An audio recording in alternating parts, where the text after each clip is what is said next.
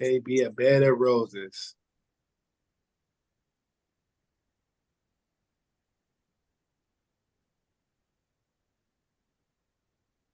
But yeah, last time I've been to LA, that was like what, 4. No, that was like 4 years ago. Yeah, it was 4 years during. It was right before the pandemic, I believe. Mhm. Yeah, that's when the camp was pretty strong then. We had some mighty brothers. We still do. Uh, Still do. Still do. Uh, you yeah, it's know. a whole different vibe out that LA Oh come yeah, from man. the This is the East belly. Coast. That's why I said this is the belly of the beast we in. As I said, our campgrounds is the worst one because we're in the belly of the beast, man. Like we Mm. really down the street for a whole city that's a sodomite, man. Can you imagine that? We like down the street that Hollywood is only like 4 or 5 miles from West Hollywood, where we don't know nothing but sodomites run that city. Even the police car got rainbows on them. So Wow. that's that. Yeah, man. Whew, you guys think Hollywood is something. Try to go to West Hollywood. They shut the whole city down for gay pride parade, man.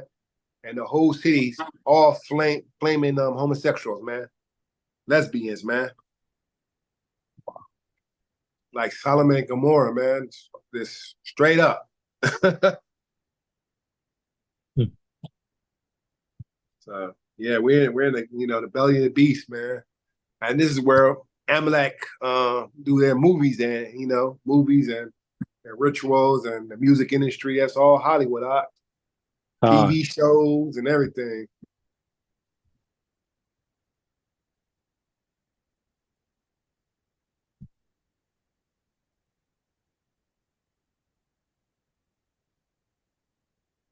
that's real king, especially with the Rothschilds and Yeah, man. Well, the Jews started Hollywood, man. If you do the history of Hollywood, it was started by Amalek. So this is their yeah, town. the Hollow Tree, the Hollywood tree, like Ah, Druids. And, yeah, they started it, man. So they run this town, man. They run everything. So we're in the belly of the beast where we be teaching, man. It's gonna be a time that we ain't gonna be able to teach, man. Like the book say, man. We just gotta endure to the end. Just gotta endure to the end. go to your belly, the beast, man. Ah.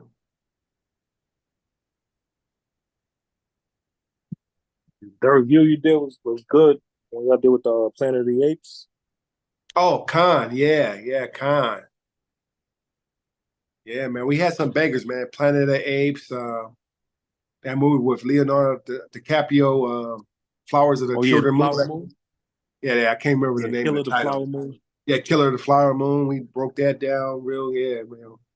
Like Mia Zabaka, we do those movie reviews. Is like Pippen and Jordan, man. Same thing when we God, do it in the live, man. We be, I guess on this coast it'd be Shaq and Kobe. On the right. East Coast it's Jordan and Pippen. God, You get two for one. Either coast, God. Yeah, yeah, it's a treat, man, to bring out the edification for our people, man. So what movie I got up next? What movie you Right got up now, next? I haven't thought. It hasn't been really nothing out that really compelled me to do a movie review. Whenever Priest Zabak come to the West Coast, I ask him what do you want to do. Last time I checked, he said he wanted to break down Microphone Check with Tyreek. I bought that movie on Amazon. So he said he wanted to break that down. So hopefully, when he come back, we could break down Microphone Check, the history of hip hop, and how it's trying to get colonized by other, people. Mhm. I guess we could break that down. It'll be pretty simple to break that down. Okay. But I have it. I have it in the collection.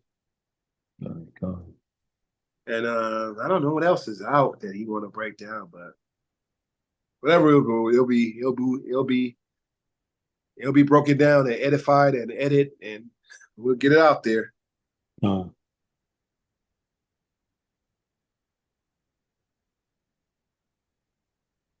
We'll get it out there.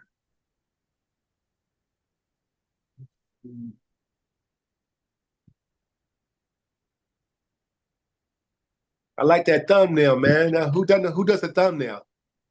Kadash, HOI Oh, Vegas, Kadash, Kadash my Alejandro. boy Kadash. Yeah, he did all the flyers for all the Tuesdays and Thursday and the Wednesday class as well for the HOI flyers. That's my Yeah, boy that was a job Kadash. You with talk it. about Kadash from HY Vegas, right? Yeah, Con. Oh yeah, that's my boy. Yeah. My boy. Yeah, how we say in the East Coast, that's my man's in them. That's my man's. Whose man's is this? That's my man's right there, son. Ah. Mhm. Yeah, okay. Yeah, man. Let's see what we got right now.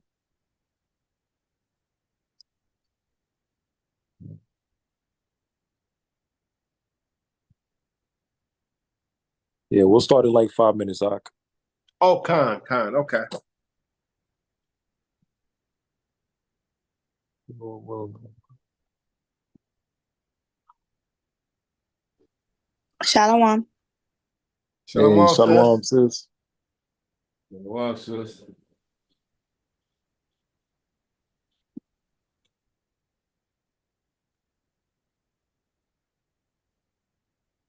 Shalom, sis. Let's see.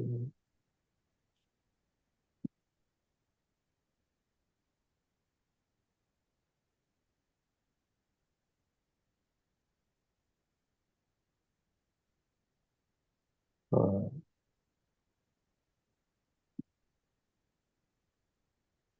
we got the YouTube up too. HOI class. Okay.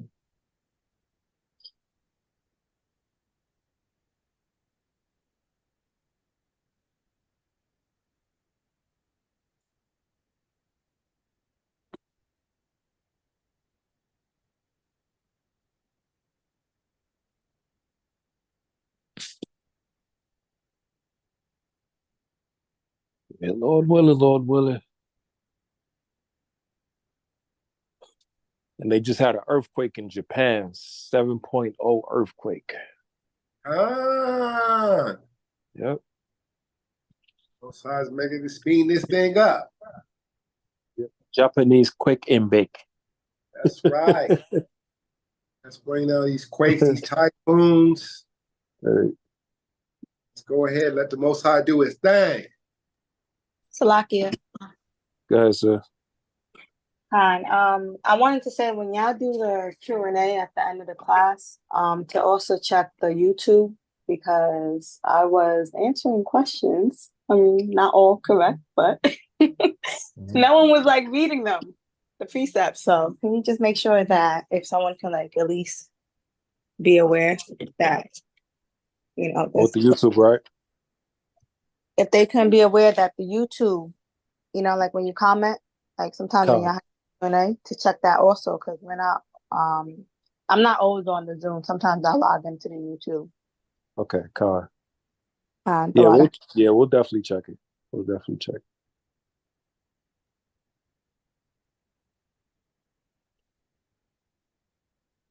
We'll definitely check it.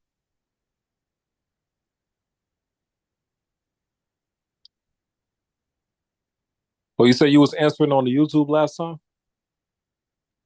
Not Tuesday's class, but last Thursday's class. Okay, last Thursday. Yeah, that was with Choni.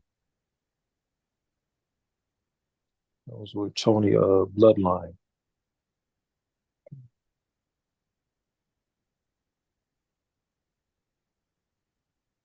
All praises, all praises.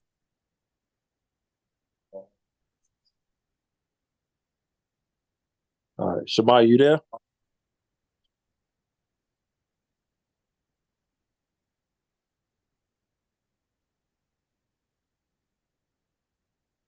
Yeah, Con.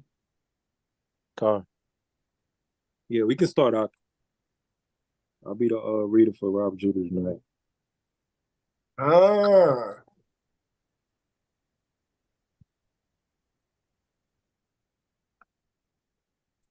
And I sent you all the videos that he wanted. I sent them in the sequence too.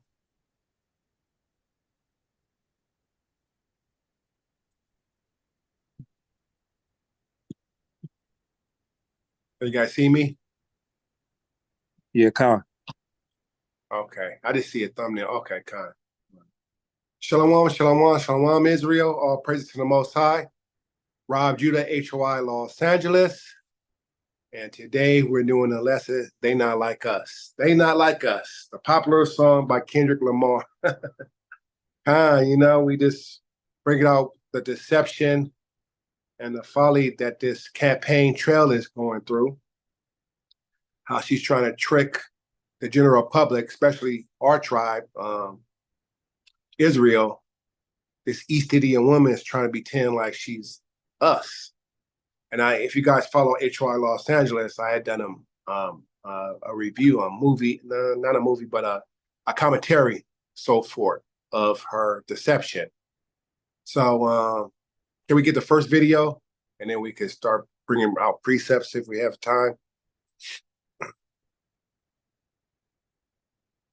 Never could bring that out, the first video.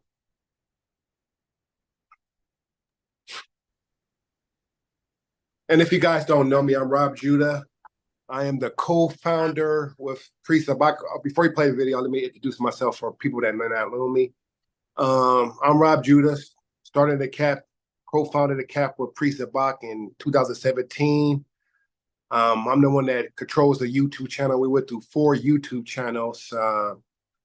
When I first met Priest Sabak back in 2017, I saw him on the street, talked to him, and I told him we need this on the West Coast. At the time, he was dealing with brothers in Venice Beach, Israel Lamp of Fire.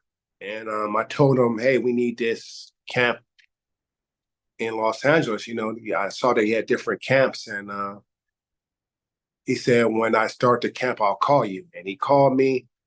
I told him I'll do the YouTube channel. If you guys don't know, I was a YouTuber before I came into the truth. I had a little small YouTube channel called Westside Tech. I was covering video games and technology and the latest tech, basically this technology and stuff. And I kept on seeing HOI videos pop up in my feed. So I was like, what is this? And then that's how I came to the truth. That's how I ended up seeing Priest Sabak. But I seen Priest Sabak 4 years prior to that when I was driving a bus. As you guys know, I'm a metro bus driver for the city of Los Angeles. 16 years driving. I used to see Sabak teach on Crenshaw and King. And I've been seeing the Hebrew Israelites, but I never knew what they was talking about until I saw them on YouTube when I had my Westside Tech channel. So long story short, he wanted to name the camp HOI SoCal. I said, name it HOI LA, Elder. And then that there it is from there. History's from there. Started a camp HOI LA. I started off as a cameraman. The box said he didn't want me on the camera no more. He said, you come into this thing to be a teacher. And I agreed, and I started teaching, so, as we get abode in this truth, we get better and better in precepts. So keep that in mind. It's not about how many precepts you know. It's not about your pride. You go at your own pace. You write your scriptures down. You come to the feast days, and you help brothers out for what they need. And that's what I'm here for. As you know, I'm the sole financer of HOI LA. I buy all the equipment, buy all the signs, host the feast days, and we do camp.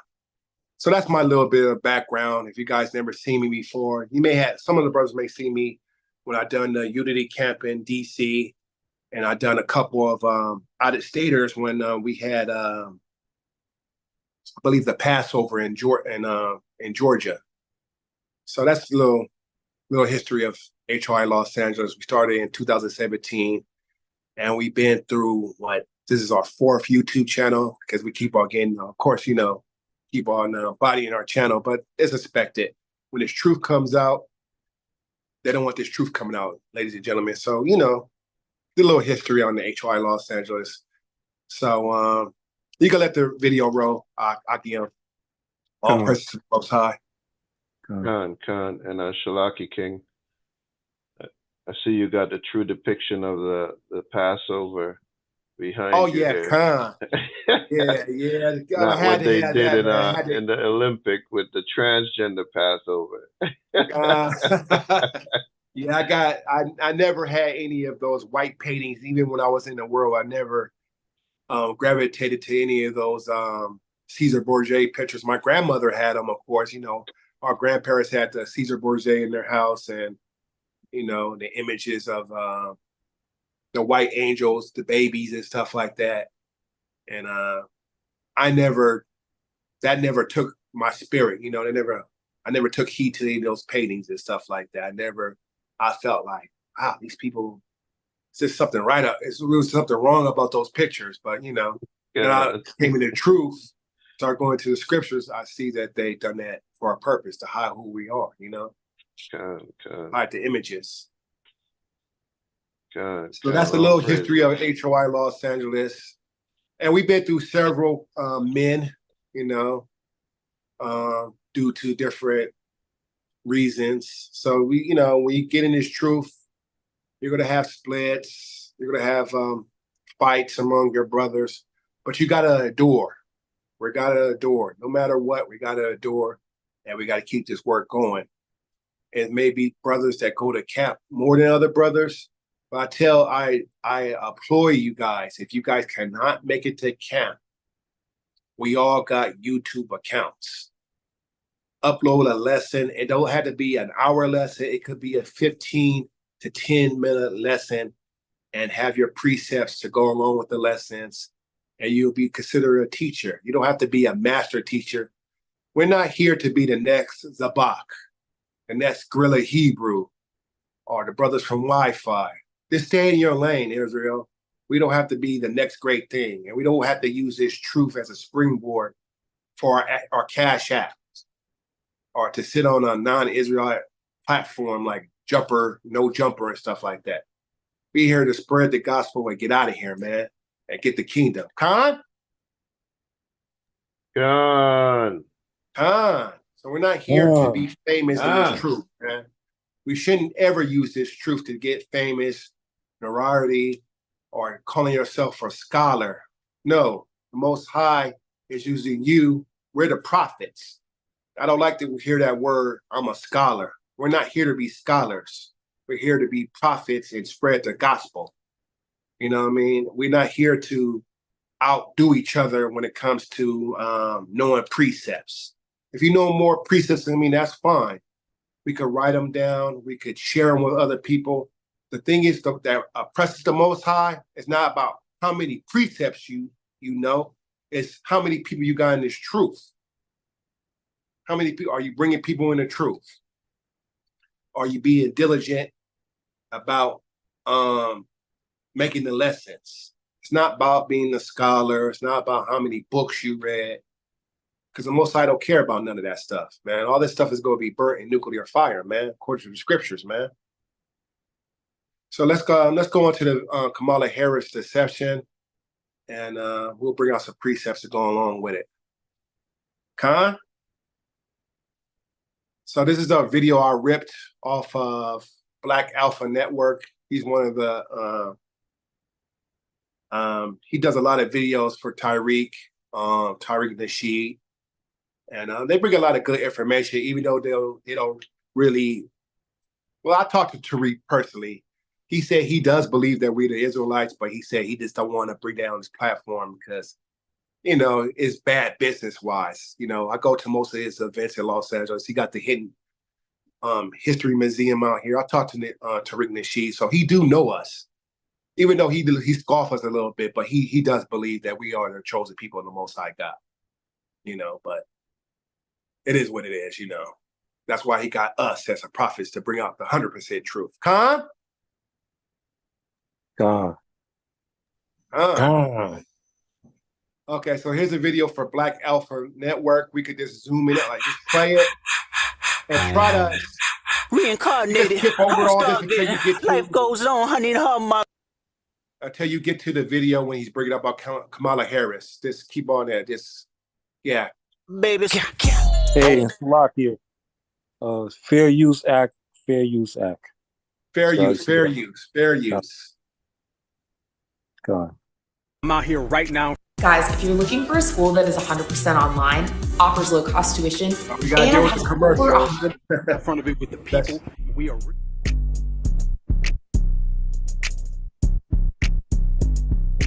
All right. Those are my ancestors. This is my ancestry, and we have been the foundation of this country since day one. Not 2, 3, 4, or 5, since day one. And when you start talking about foundationals, you're not talking about people of color. You're not talking about minorities. You're not talking about all lives matter. It is specific. A foundational Black American icon, the great Dr. Martin Luther King Jr. And I'm telling you, family, you can feel that ancestral presence, that vibe, that frequency as soon as you.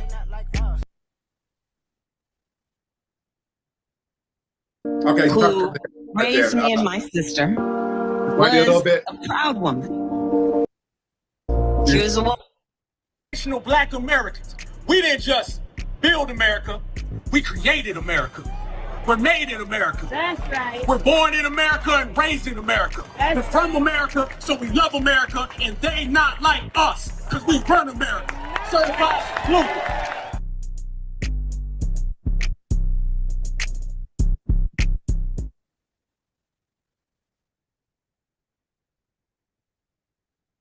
Okay, let's try to get right there. My mother, who raised me and my sister, was a proud woman. She was a brown woman. She was a woman with a heavy accent. And her mother, Shamla Gopalan, was also the biggest influence in Kamala Harris's life. The answer is absolutely yes, Joe. After the big announcement, Harris's sister wrote in a Twitter post, "You can't know who Kamala Harris is without knowing who our mother was." In 1958, a precocious 19-year-old Indian, Gopalan traveled thousands of miles from her home and family to pursue a doctorate in nutrition and endocrinology in America. She soon became an active civil rights crusader while studying at UC Berkeley. But once she went there, she almost felt free. And she took part in politics. She used to bring a whole series of literature, leftist literature from Karl Popper's, he was a great philosopher. In her book, Harris says, "There is no title or honor on earth I'll treasure more than to say I am Shamla Gopalan Harris's daughter." Harris's visits to India with her mother kept her connected to her roots. Her grandfather, who had strong views on humanitarian issues, worked closely with officials to reallocate refugees. Their conversations had a strong influence on her.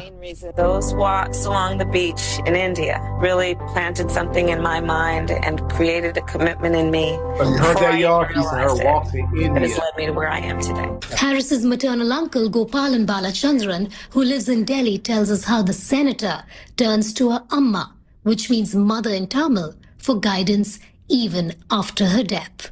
I don't have to tell her, make your mother proud. She said, what are you telling me? Everything that I do, I ask myself, would Amma approve of this? Kamla in Hindi means lotus flower and is an important symbol in Indian culture, rooted deep in the bottom of the river. Very similar to Harris's Indian identity, which she wears on her sleeve. So when she There's ran no for president doubt the that first the time, primary- she said she was a Indian or Asian Pacific person. But now that she's running in this election, she's trying to say that she's one of us. She's Eve. Go ahead, play the video. Every source of learning for Senator Harris was from her mother's experiences and the conversations that she had with her maternal grandfather when she visited India, which was very often accompanying her mother, or when the grandparents would visit them in America. Back to you, Rosemary. Senator Kamala Harris. Hi, guys. Wait, so here's what I want to know. Okay. Is it respectful to call, I should be calling you Senator Harris, right? No, you should not. That's not on my birth certificate. Okay. Kamala? Kamala? Yes, please. Okay, because the Indian in me, I feel like my parents, Just my don't dad call will me- watch this. Just don't call me auntie. Okay, I won't call you auntie. They'll be like, how could you call her by her first name? She's worked so hard. Okay, so what we're gonna cook today is an Indian recipe. Yes. Because Yes. you are Indian. Yes. Okay, Pause and I don't that, know that pause everybody that. knows that, but I find that You heard that, guys? She said she's an Indian. What happened to the HBCU? Sister girl.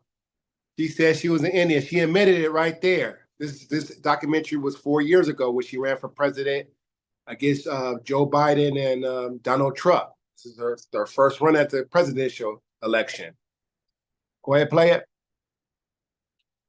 And that wherever I go and I see Indian people at the supermarket, on the street, everyone's like, you know, Kamala Harris is Indian, right? It's like the thing we're so excited about to have you running for president. Yeah. So we're both Indian, Yes. but actually we're both South Indian. Yes. You look like the entire one half of my family. Okay, thank you. You do. I've been telling people. To my sister girl.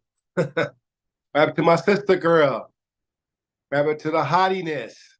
She's an Indian, y'all. And if you go any further, Judge Joe Brown said that he met her father, and the father said his father was an Edomite. So we reveal that she's an Edomite, basically. Her mother is an East Indian, because it goes by the seed of the father. But I digress. Go ahead and play the video. We're related already, so this is perfect. It's basically true. She got your ass. Personal trainer. Would you rather have the video? One. So give me the book of Isaiah 14:1. Whoever's going to be my reader, read that. Con. This is the book of Isaiah, chapter 14 and verse 1. When everyone have it, say con. This is Isaiah chapter 14 and verse 1. For the Lord will have mercy on Jacob and will yet choose Israel and set them in their own land. And the strangers shall be joined with them, and they shall cleave to the house of Jacob. So that's what she's trying to do. She's trying to pander to our vote, and she's trying to cleave to us. Because she figured, she know about that Israelite magic, that she could go ahead and get in that White House by pandering to us. And she's trying to basically mimic the Obama path when he pandered to us.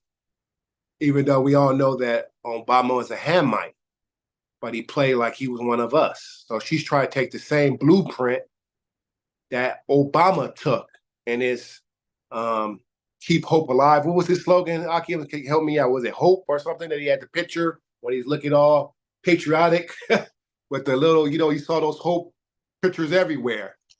And he didn't do a damn thing for you, Israelites. He didn't put a doorknob in your neighborhood. Not at all. That's what they do, man. They pander to you. They give you hopes and dreams, and they'll do nothing for you, man.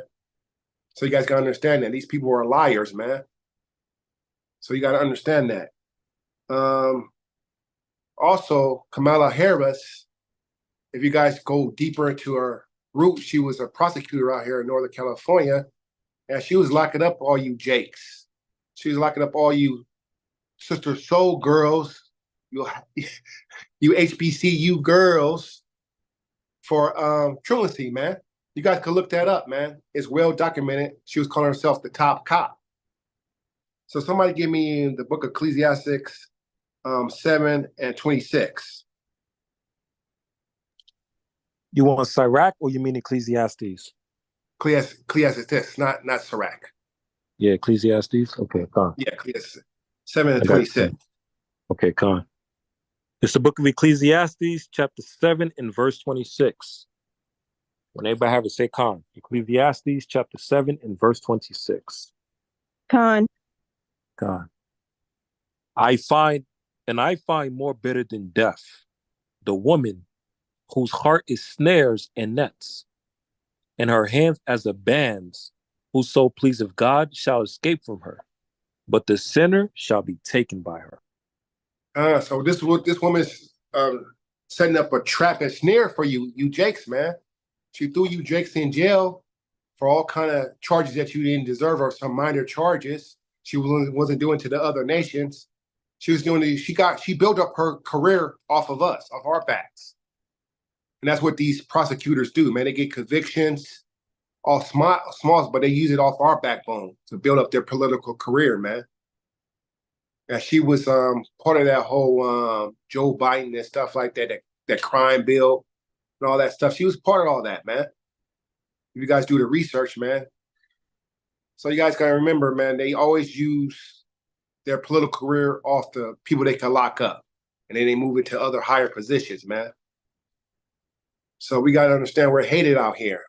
Like the book of Deuteronomy said that you're gonna be hated among all nations, man. Somebody go ahead and give me that you'll be hated among all nations. No matter what you're gonna do, you're gonna be hated among all nations. They want to exploit you for your talent, but they really don't like you. They don't like you when it comes to a NBA championship, an NFL Super Bowl. Slakia, hold on. Sorry about Slakia. They want to exploit you for your talent, man. But they really don't want to live around you. As long as you doing something for them or you the help, then they like you. They'll deal with you. They'll tolerate you. So somebody got that you'll be hated among all nations? This is the book of Matthew, chapter 24 and verse 9. When everyone have it, say Khan. Matthew chapter 24 and verse 9. Then shall they deliver you up to be afflicted and shall kill you. And ye shall be hated of all nations for my name's sake. For your name's sake, man. So right now, Donald Trump said when he get in office, he's going to try to ban us from teaching the Bible. He said that he made a pact with Amalek, and you saw him with the little yarmulke on his head. You know, you got to, before you become a president, man, you got to sit down with Amalek, and they go lay out the blueprint. Because, you know, the book of Job says the earth is given to the hands of the wicked. And he's the main branch of the wicked, man. So before you become a president, you got to sit down with these people. They got policies they want to implement in the government, man. Somebody give me John 15 and 18, man. So you guys got to understand that, man. We're going to be hated among these nations. That's why we don't have time to be petty among each other about knowing more precepts. Who knows what? We got to come together as a nation, man, because we're hated, man. We don't have no coalition with the other nations. We don't have a seat on the UN, man. We don't have a seat on the UN. Esau represent us, man, in the UN, man. So we got to be mindful about the pride that we have among each other, man. We don't have time for this pride. We don't have time about what we look like. Because Israel looked like everything, man, under the sun, man. So go ahead and read that for me. John 15 and 18. I got you, Ken. It's the book of John, chapter 15 and verse 18. If the world hate you, ye know that it hated me before it hated you. Read that again. If the world hate you, ye know that it hated me before it hated you. So this is what you come in this thing not to be liked, man. You're not going to be liked in this truth. Even among your brothers. I'm not here to be liked. I'm here to spread the gospel and do what I could do for the nation, man. I'm not here for a popularity contest, man. Like I said, I'm not here to sit on the no jumper couch. I'm not here to get recognized by WAC 100. That's not what we're here for. We're here to spread the gospel. I'm not here to be on the Sonetta show. Because those people, they're not into the truth, man. We're supposed to spread the gospel for the hopeful elect, man. We're not here to be liked. You're not here to be liked by your family, man. The first thing that's going to turn you, my family turned against me, man, and it's true. And that's a good thing. Before my twin sister passed away in 2020. She was dating Esau, and she said I was a hate monger. She said I was in a cult. I told her that we was the Israelites. I said that we supposed to marry among our brethren. And she didn't want to hear that, man. So you're going to lose family and friends in this truth, man. But you got to stay strong. My twin sister died of cancer. I'm not trying to say it was judgment or anything, but it could have been judgment because all the things she was doing. I was telling her, get into this Bible. I was telling her, get rid of him. but she was being prideful, man. My sister had a doctorate. As you know, my sister went to college all her life. My twin sister, she went to straight college out of high school. Me, I chose a different path. I was out there in the streets with the hustlers and gangbangers, man. The Most High used great men of sin to do his work, man. So that's why I'm in the truth today, man.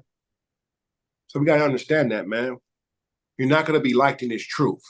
You're going to be talked about, but you got to be adored, man. You got to do what's best for the nation.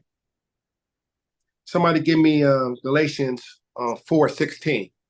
Baba Kasha.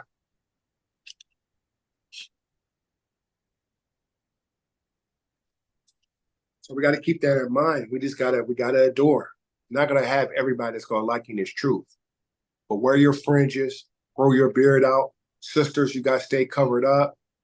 Don't get into the folly. Don't get into the OnlyFans. It gets rough out there. I know. You know, we're gonna fall 100 times. The scripture said that we're like filthy rats to the Most High. But we gotta adore it and repent, man. Because what's so special about our nation? We're the only nation with a God. Can I get a con on that? We're the only nation with a God, a living God. That's no what I other teach. nation got a God. That should make you feel special. That we're the only nation with a God, a living God, the one that created the heavens and earth. And the earth was made for us. And all we had to do is just adore, man. It gets hard out there. Trust me. I mean, you be wanting to roll out with your partners and hang out and do whatever you do, but that's going back to your vomit that you lose in the world, man. It gets tempting, you know. Sometimes, you know, in this truth, it gets tempting that you want to hang out, but you can hang out in righteousness. Like I still go out there to stadiums and watch my football games. I'm a diehard Raider fan. I'm a diehard Laker fan. I'm in Los Angeles, but I still have my fringes on.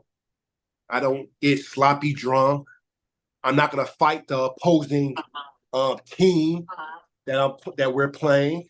So we could still have fun in this kingdom, but you could still be in righteousness. We're not telling you to be a holy roly, that you can't do nothing.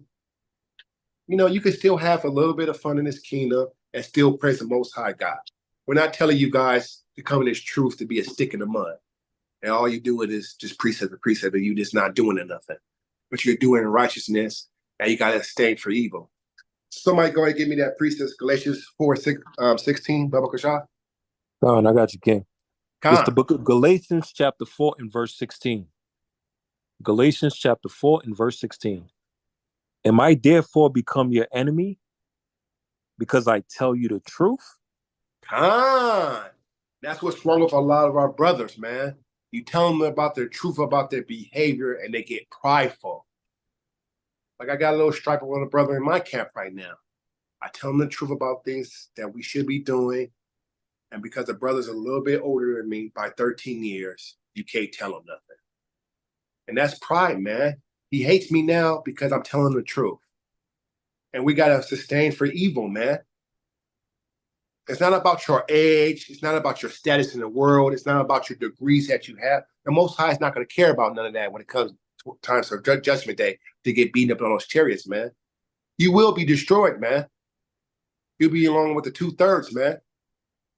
You don't want to be on 2/3. I don't know about you guys. I want to see my enemies destroyed with my own 2 eyes. I don't want to be born back into the kingdom. Can I get a con on that? So we got to keep these commandments, man. You don't want to be burnt up, man. We got to keep these commandments no matter what, man. It's hard, man. Trust me, it's hard. We deal with a lot of stuff being an Israelite. We're called all kind of hate mongers. Certain opportunities we can't get because they find out that you're an Israelite. They go through your Facebook. They see the fringes. You know, Amalek is running that company. He's going to make sure that you're at the bottom. You know, they have all the luxury items that you want, the luxury cars, the luxury houses. But that's okay. Yahweh Shah didn't have any of those things, man. Those things is going to be burnt up and destroyed, man. So we can't be prideful on things that Esau gives us in that kingdom, man. And I'm starting to see that in this kingdom, man. A lot of pride, man. We can't be prideful, man. And why? Why are you prideful? We are the living prophets now, man. We're the living prophets. We don't have time for pride, man. Hey, Salaki, We just don't. that's Go ahead, King. this is a good precept, Galatians 4:16, when it says, "Am I therefore your enemy because I tell you the truth?" That's what's going on right now. Exactly. If anybody's seeing, that's what's going on right now a lot, with a lot of people calling out Kamala Harris and these politicians on them trying to give us the runaround. And a lot of our people is trying to wake, Israel, Jacob, and let them know, listen, they lying, they trying to use y'all, they just want the votes, they just want to steer y'all this way and want y'all to have false hope. And we tell them the truth, and they labeling us as the enemy. The enemy, yeah, especially the Democratic shields. We got Democratic shields that's looking for a job, like Roland Martin and all these Democratic shields, Stephen A. Smith. Stephen A. Smith. That man is just ridiculous, man. That man had a raging fit because BET honored O.J. Simpson, and the man was found not guilty. What are you raging on your podcast about? Why did we honor on our platform about O.J. Simpson? It wasn't like it was an Academy Awards or nothing. It was a BET Awards. The man had a rant about it because he's paid by Amalek. He got Amalek's talking points, man. But they never bring out, these people never bring out, they're hypocrites because they never bring out Robert Blake. He was accused of murder, got off for murder. All these other Edomites that killed their spouses and stuff, man. It's always about us. We always on their mind, man. Because we're hated among all nations, man. Let me go ahead and give me some, this will be a good one. Give me Proverbs 16:5, Bubba Kashad. Proverbs 16:5. Okay. Yes, sir. I'm gonna bring out some precepts about pride because I'm starting to see a lot of pride in this truth of ours, man. The Most High hate pride, guys. And I'm starting to see that in the truth, man. We're not niggas in the street no more. We're not street hustlers. We're not ballers. We're not strippers anymore. We're supposed to be a new creatures in Yahweh Shah, guys. Put down the old man. And that's what I see in this truth, man. A lot of pride. Go ahead and hit that precept for me, King. This is Proverbs chapter 16 and verse 5. Everyone that is proud in heart is an abomination to the Lord. Uh-oh. Read that again. Everyone that is proud in the heart is an abomination to the Lord. Check that out, man. He said an abomination to the Most High God. If you got that pride, the Most High says you're an abomination to him. And that's what I see a lot in this truth. Pride. I know more precepts than you, nigga. You can't tell me nothing. I was born 16 years before you was. What's the pride for, man? The Most High is not going to care about your age in the kingdom, man. The scriptures say we come on this earth several different times throughout the periods or courses of time, man. So what are you prideful for? We don't know how many times we've been here before. So why are you worried about your age? Why are you worried about the way you look? We're going to have new bodies in the kingdom anyways. We can't body shame us. We can't body shame people, man. I'm seeing that in a lot of Israel, man. Body shaming, being prideful. We can't do that. We cannot do that. We got to be humble. The scriptures say, gather yourself together. O nation, O nation, O nation, not desire. Not an individual like, not a Facebook like, not an Instagram like. Go ahead, hit me with that verse again. Let's hit him with a 2-piece and a biscuit. Go ahead, hit it again. This is Proverbs chapter 16, verse 5.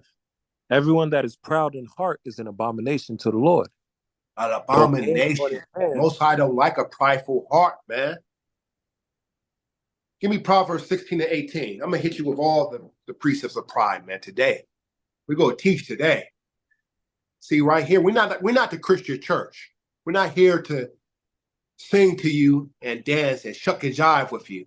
We're not here to say, walk with me, Lord, walk with me. No. We don't do that. We're here to bring out precepts to better our nation, man. We're not here for entertainment. You should have stayed at a Christian church if you look for entertainment.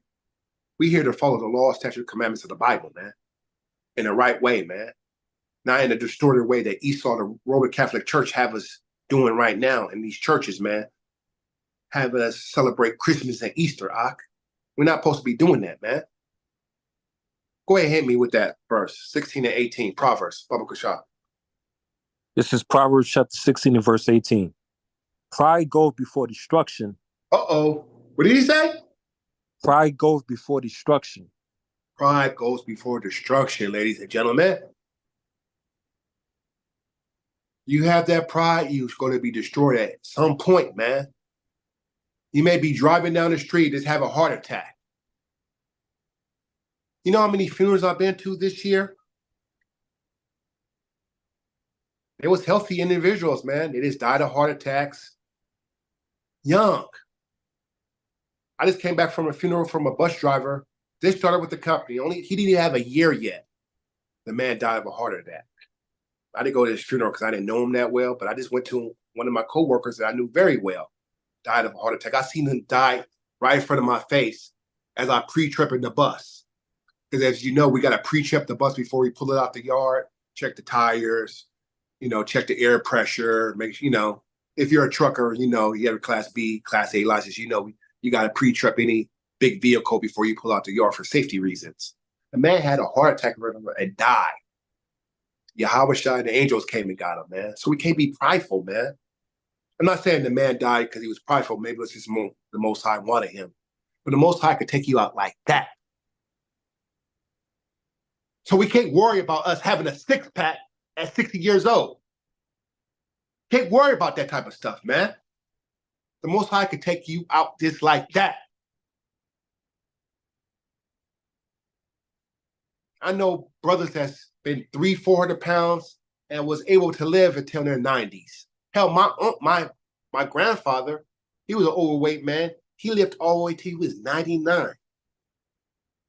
So we can't be prideful about the way we look, the way we speak, what kind of degrees we got. We can't do that, Israel. We all have different walks of life. The Most High uses us in different things.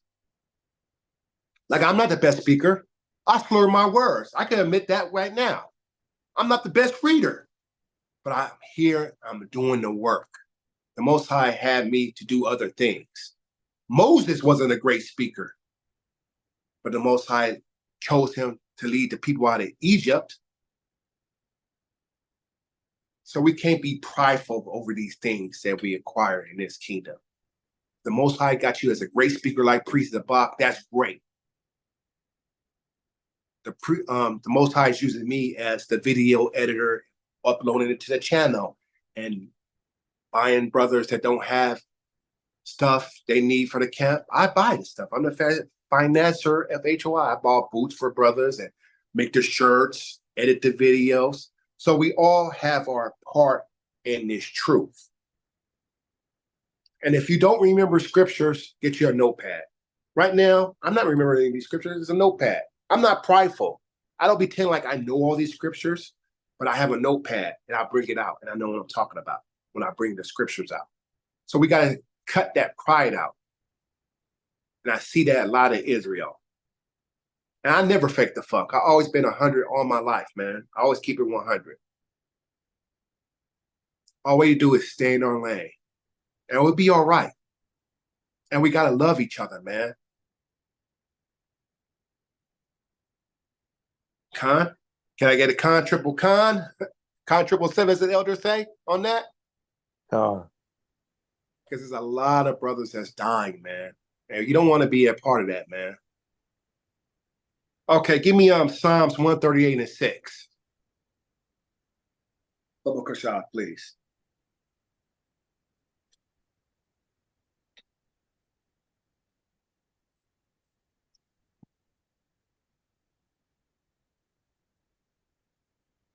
Psalms Anybody 138. Right. And if anybody want to bring something out, you guys can unmute your mic. And if you guys want to add on to it, I don't mind. Because we're going to do this as a community, as a nation, man. We all could be teachers here in our own way. We don't have to be the best speaker. We don't have to speak articulate. Just speak the way you speak. And if you have a slurring problem, you could work on it. We'll be patient with you. I'm not the best speaker. You guys see my videos out there. I slur my words. I mess up out there. But I try to adore, keep on doing it. That's all we try to do, is be better than what we were yesterday. When I first started driving that bus, I was hitting everything. I was hitting cars. I was popping tires. But as I got better and got more experience, guess what? Now I can drive that bus in my sleep. Been doing it for 16 years. But when I first started off, I was swiping cars, closing people in on the doors, yelling at people, blowing my horn. But over time, as you progress, you get better and better. And that's what the truth is, man. We get better and better. I'm a baby. I got Similac on my breath when it comes to this stuff, man. I haven't been in the truth for 10 years. I haven't been in the truth for 20, 30 years like Priest Sabak. I'm a baby in this day. I was a nigga in the street, man. Before I was a bus driver, I was a Crip, man. I was a neighborhood Crip out there killing my own people, man.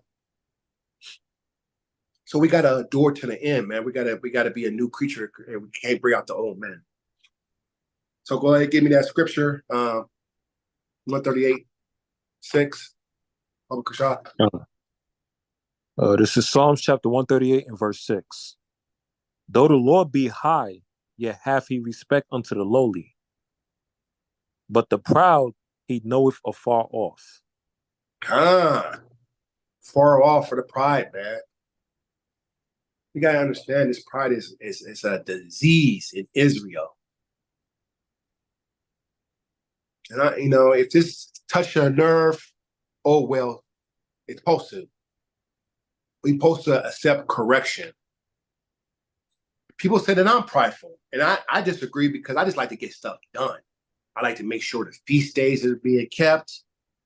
I'm damn sure gonna make sure food is there, refreshments. There's no way that I'm gonna be sitting on this good money that I'm making. I'm not gonna spend it without my nation. If I see brothers not looking right at the cap, brother, I'm gonna pull you to the side and say, brother, you're not looking well. Here, go ahead, I'm gonna make you a shirt. And I've been doing that. See, as Israelites, we're supposed to put on different hats in this kingdom, man. We're not supposed to be prideful. People say that I'm prideful, and I'm not prideful. I'm the most humble person that you're gonna meet in this truth. You can talk to me about anything. But one thing I'm not gonna tolerate is your lackluster in this truth. I do not like one-day Israelites.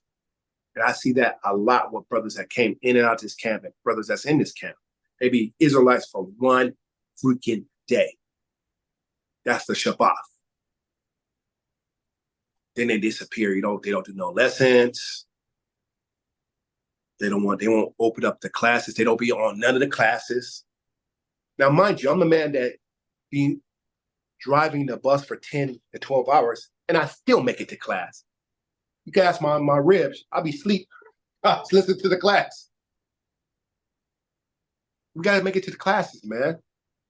This going on the corner and yelling at people is not good enough. We got to be in these classes. We got to sharpen it. We got to write stuff in notepads. We got to do it. We got to do it. So give me Proverbs 3:34. Baba Kasha, please.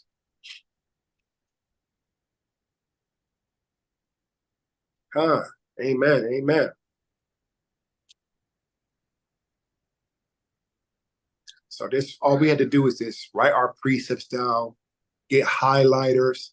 But if you don't want to highlight your Bible, like I don't highlight my Bible personally, I like to do notepads. I like to put little notations and read it from the Bible. But whatever's your stuff, you like to highlight your brother. A lot of brothers buy the highlighters, the pink, the yellow highlighters, and I don't mark up my Bible. I like to keep it pure, but I do like notepads. You guys can go to any store in America, get these little books, and you put your precepts in there, and that's all you had to do. We're not telling you that you have to have a memory like gold, like Priest Zabak, or any memory. Your memory is your memory. You may have a lot of things going on at one time. Like me, not only am I'm a cap leader under Zabak when he's gone, I'm also dealing with 4,000 members as a union rep. I'm a union rep at Metro. So I got to deal with the membership that I'm dealing with and HOI and deal with my personal family. So I don't have time to be prideful. I got to get things done. That's why Priest Zabak saw the qualities in me to say, okay, Rob Judah, I want you to run the camp when I'm gone. He didn't choose me on pure precepts. The man already told me that I need to work on my precept and work on my reading. And I told Zabak I'll try to do the best I can. And he said, Khan, that's all I need you. But he knows I'm gonna do those. He knows I'm gonna do the camp videos. I'm gonna rip where he needs a rip. And you guys know I do the movie reviews. So we always gotta constantly grow in this truth. It's my rib. I even got my rib wearing fridges and stuff. So go ahead, give me that precept, Baba Kasha. This is Proverbs I'm doing chapter the lesson, 3. I'm doing the class live. Can you pick up Raylan for, please? Let's pick her up from cheerleading practice. This is Proverbs chapter 3, verse 34. 3 and 34, right? Yes, Khan. Baba Kasha. Proverbs chapter 3 and verse 34. Surely he scorneth the scorners, but he giveth grace unto the lowly. Khan, you got to be humble. The grace goes to the lonely one is a humble man. You got to be humble in this truth. We can't have our chests all poked out. Look at my physique. I got a six-pack. We can't do that. The Most High don't care about none of that stuff, man. We're supposed to keep the Levitical law. I'm going to tell you, you can eat meat in this kingdom. Most High, as long as it's clean meat. We can't be prideful. And I see that throughout Israel. Either it's monetary gain that they're prideful about, or it's their receipt, or their lack of knowing more scriptures than other. We can't do that. We cannot do that. You know, I got more than a lot of brothers, you know. I'll make up to $100,000 a year if I go to work every day and do overtime. But I never do it. I got to keep the lessons. I got to go out to camp. I got to do, you know, I know all this stuff is going to be destroyed. So I got to go out there. I got to warn the people. We're supposed to be like the alarms on sirens, on police cars and fire trucks. You know that? We are the sirens. We're the prophets. We say, hey, the Most High is coming. Guys, get it together. You only got a short time. You got grace. That's what we're out there for, man. We don't have time to out-scholar each other. So this is one we want to know. We got to, if you see that brothers don't have, go ahead, buy them a shirt. Let's go say, okay, give me back later or when you have. Okay, brother, you know, we're supposed to love each other. We're supposed to be one community. Because we all that we have. There's no other nations making a coalition with you. Amalek is not going to do it. The East Indian ain't going to do it. Come on. So let me get, I'm going to give you 4 more scriptures on pride, and then we'll go to another video. Give me Proverbs 29 and 23.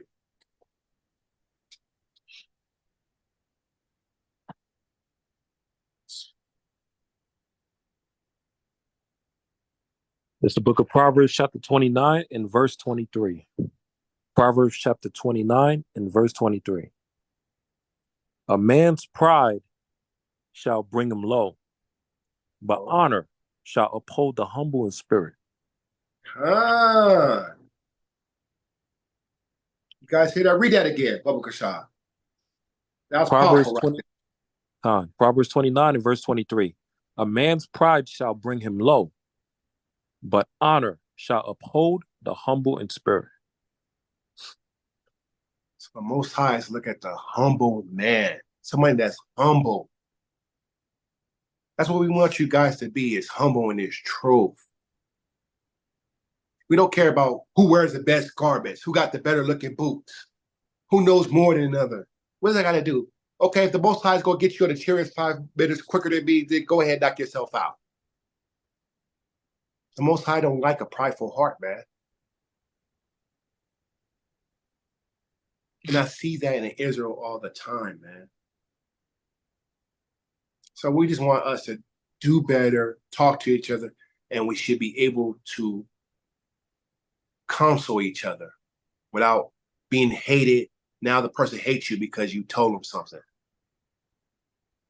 I've been told all kinds of stuff in this truth. Brothers told me about my weight, but I finally did something about it. I got weight loss surgery. I lost 100 pounds. I was out of camp for about 3 or 4 months. No, not that long, maybe 3 months. I was going through my weight loss surgery because of my weight. I was 330 pounds.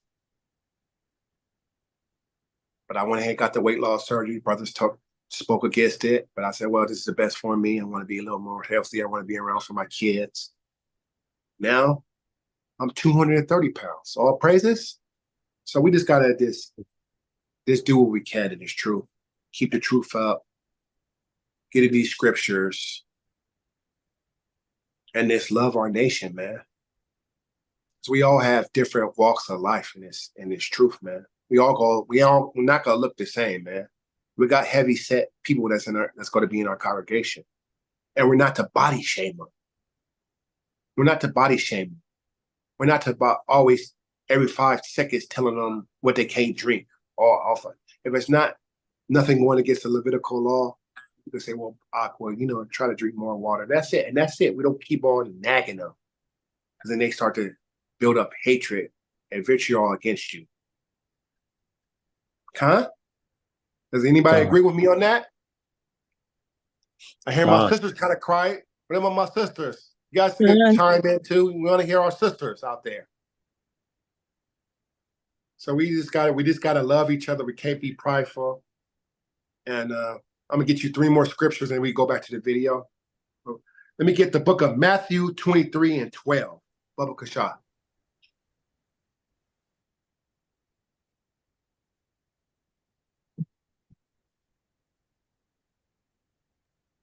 Salakia. I'm listening, Brother Nala. I have to switch over and go to another location because I got to come out of this. Okay, Khan. No problem, sis. Okay, As long as you tune in. That's all we care about is the viewership, and if it drops up, it's going to be replayed on the various channels. So whatever you missed, you always replay. All right, Khan. No problem, sis. So we got to be humble with each other. Did you get the precept? Khan. This is Matthew chapter 23 and verse 12. When everyone have it, say Khan. Matthew chapter 23 and verse 12. And whosoever shall exalt himself shall be abased, and he that shall humble himself shall be exalted. There you go with that word humble again. Most High wants you to be humble. We got to be humble. We can't be prideful because Esau gave us a certain position in life. We can't be prideful and tell everybody that you've been around the world. Okay, that's your experience. We can't be prideful because we met certain people or celebrities. We can't be like Dr. Umar. I'm the best. I'm the best. I'm the #1 scholar. I'm the best. Nobody do it better than me. I'm the best. Doing all that sniffing, like Terry said. We can't be prideful, man. The Most High likes a humble person, man. We can't do all that that prideful stuff, man. For what? We're at the bottom of society. What the hell are you prideful for? We don't own anything in this kingdom. Just because you got a house, you got to pay taxes on those houses. If you don't pay your taxes, your house is going to get foreclosed on. Your tax on your car. Guess what? If you don't pay your tags on your car, even though you own the pink slip on it, you'll get pulled over and your vehicle is going to be towed away and be sold and auctioned off, man.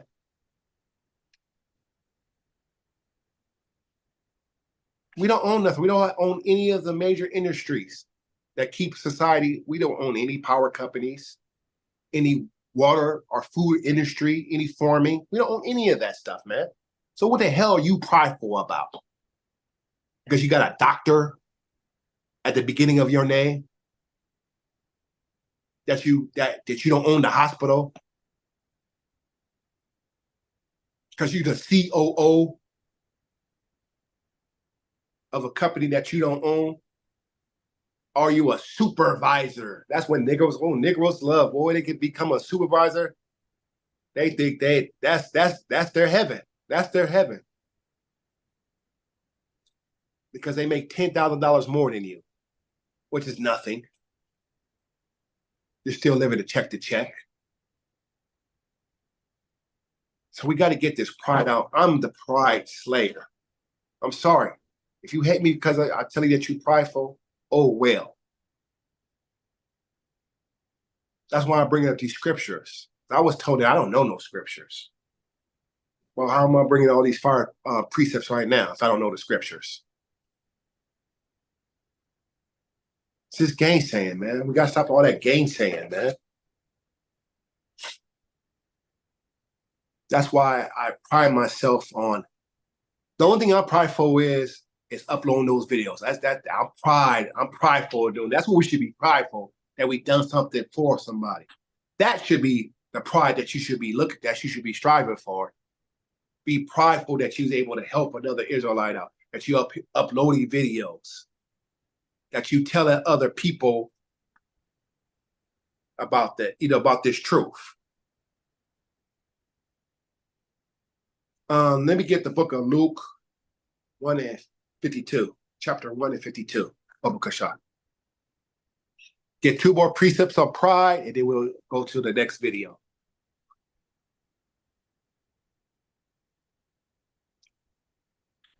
Luke 1 and 52.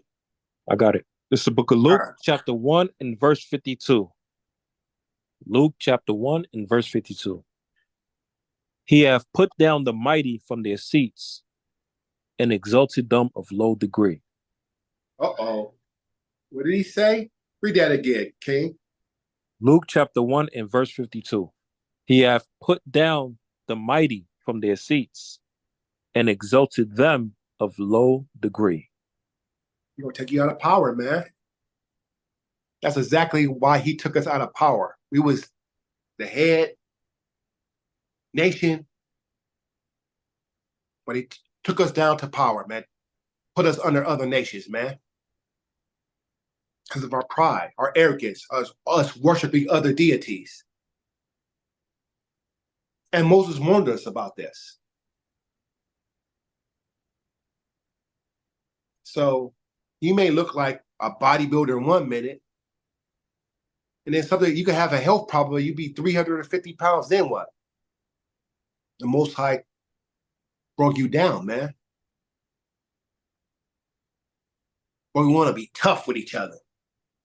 I'm from the south side of Chicago. You can't tell me nothing. You wouldn't live if you was in Chicago. Or I'm from South Central LA. You don't know what it is to be there. I'll smoke. Y'all dealing with Crips, man. Bloods, man. We so prideful with each other and so tough with each other. But when a white man come around, we straighten up. Police officer come. Yes, officer. You start to lower your voice, roll down your window. Yes, can I help you, officer? But we was just so tough with each other. Talking about you from this city. You so tough. A man or a woman actually step on your shoe. Bitch, you motherfucker. It's like you're on the language, but you know how we are. You know, we step on each other. Brother, I'm sorry.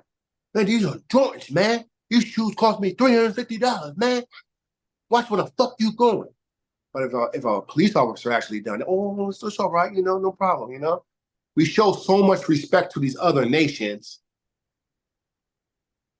but we talk to each other like dogs, man.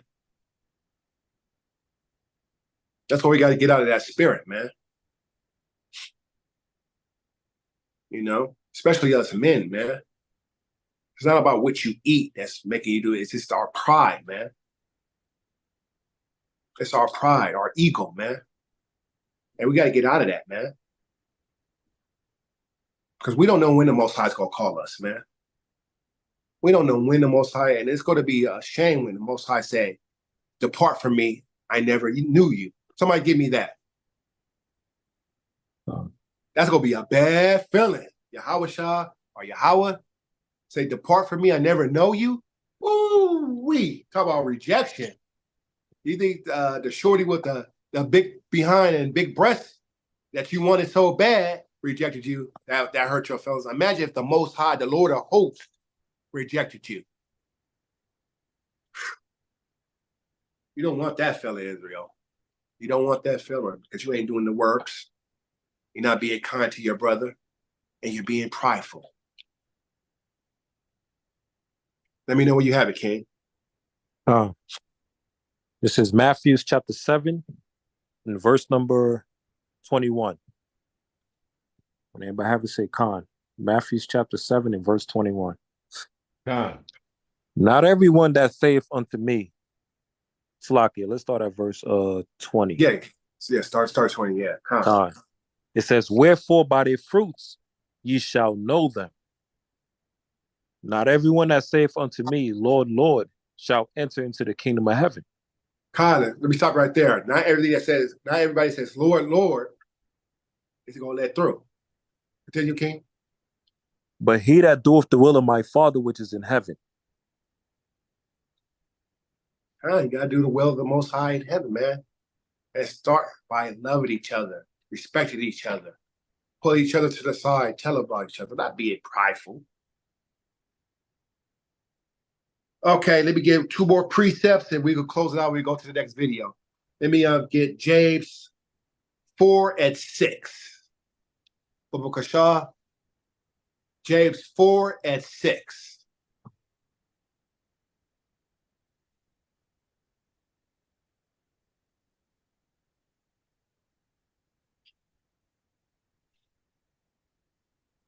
This is the book of James, chapter 4 and verse 6. When everyone have it, say Khan. James chapter 4 and verse 6.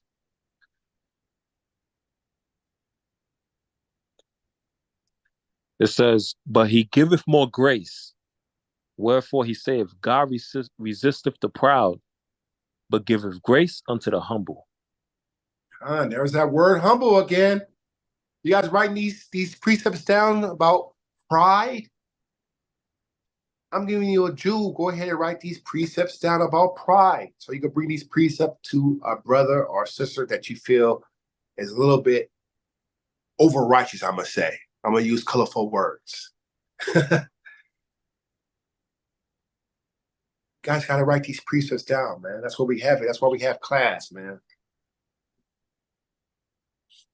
Supposed to be and here bringing out correction for each other.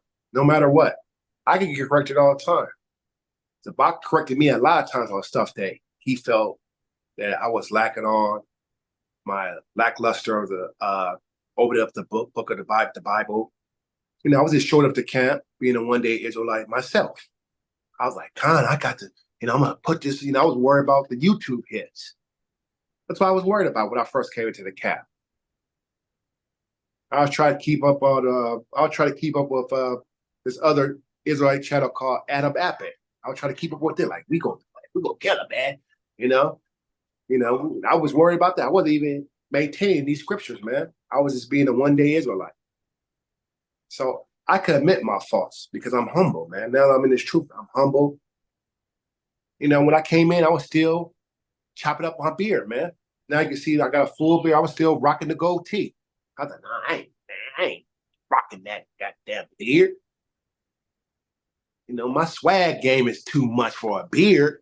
I was still rocking the pencil thin gold tee, looking like Usher or Genuine or something like that. Try to have that pretty boy look. The Most High said that you got to grow a beard out, man, for our men. If you could grow one out. So Zabak got on me. Other brothers say, "Hey, Rob, you can't be hacking on your beard. Grow your beard out. We see that you're cutting it." Huh? I could take correction. So that's why we're here. We're here to build up each other and be more like a whippy stick, because the Most High only will give you so much chances until He sent Esau to be the whippy stick. And you don't want him to be the whippy stick. He'll kill you. You see what happened to our sister out there in Chicago, man. I mean, Illinois, Springfield, Illinois. We don't know how that sister was living her life, but the Most High, at the end of the day, death comes from the Most High. Can I get a con on that? Con. What about the sisters? Can I get a con, sisters? I hear the sisters. I don't hear the con for the sisters. Con. We gotta be humble, man. We don't know when the Most High is going to send Esau to take us out, man. But if you're in this truth and you're humble and you're in the scripture, you use the wisdom, the angels will protect us, man. Okay. What's the last precept I gave? I forgot. Was it Luke? Did I done? James 4 and 6. Okay. It was James 4:6? Con. Okay, so I'm gonna get my last precept, and we could go on in the video. Let me get 1 Peter 5:5. Okay. That number is exclusive to me because I used to be from that set from 5:5. If you know this guy named Crip Mac, I used to be from that particular Crip set, 5:5 neighborhood. So that's kind of ironic. My last scripture is 5:5. 5:5. I'm just being silly. But Five guys. Yeah. 1 Peter 5:5. Con, I got you. It's the book of 1 Peter, chapter 5 and verse 5. 1 Peter, chapter 5 and verse 5. Likewise, ye younger, submit yourselves unto the elder. Yea, all of you be subject one to another, and be clothed with humility, for God resisteth the proud and giveth grace to the humble. There you go. There we go. We got to be humble and cling to our elders for wisdom. Not start our own cap because you think you know more than the elder. That's why I'm starting to see in Israel. You get prideful because you start to remember scripture. You start to know these scriptures. I don't need the elder now. I can start my own cap. I can start my own YouTube channel. I could be the man in this piece. What did Denzel Washington say training day? I'm the man in this piece. Shoe program, nigga. Ain't nobody. You guys remember that day at training day? Good. Being prideful. Hey. You mother will be playing basketball in Pelican Bay. Only for that was pride, man. That's why I see in Israel, man. I mean, it's just a keen observation, man. It's a keen observation that I see that brothers split off for the camp. We had splits. We had two brothers that started their own camp. It could have been an HOI. It could have been a powerful HOI Los Angeles camp. We had one brother that started Double-Edged Sword, and then we had one brother that split from us. He jumped from one camp to one camp, started his own camp called Soldiers of Yahweh Shah, left his own camp, and went back to the Sons of Living God. It could have been in our camp. He actually started a camp and left his own camp. I don't know what's wrong with Israel, man. This pride is something else, man. But I guess they're still doing the work. I mean, I got to give it, at least they haven't went back to the Christian church, so I got to give them kudos on that. Don't go back to Jesus on the main line, tell them what you want, or highly blessed, highly favored, or talk of their tongues. At least they still in the truth. Lord willing, they stay there. Okay, we could go to the next video. Bubba Kasha. I might have to, you guys played another video. I'm going to go talk to my wife. My daughter is there cheerleading, and it's going to be time to pick her up for cheerleading practice. So hopefully I don't have to depart from the lesson. I can see if my rib could pick her up for cheerleading practice. So I'm gonna go ahead and talk to her. You guys play the video and I'll come right back. Baba Kashaw, please. Khan.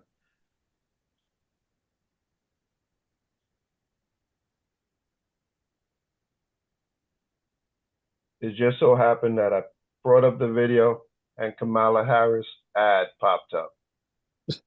Powerful ads to reach undecided voters nationwide.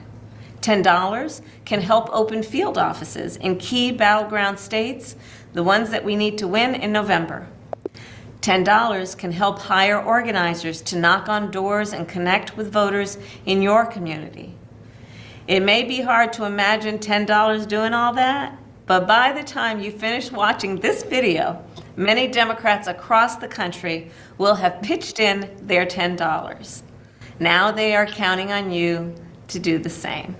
Thank you, and please take care.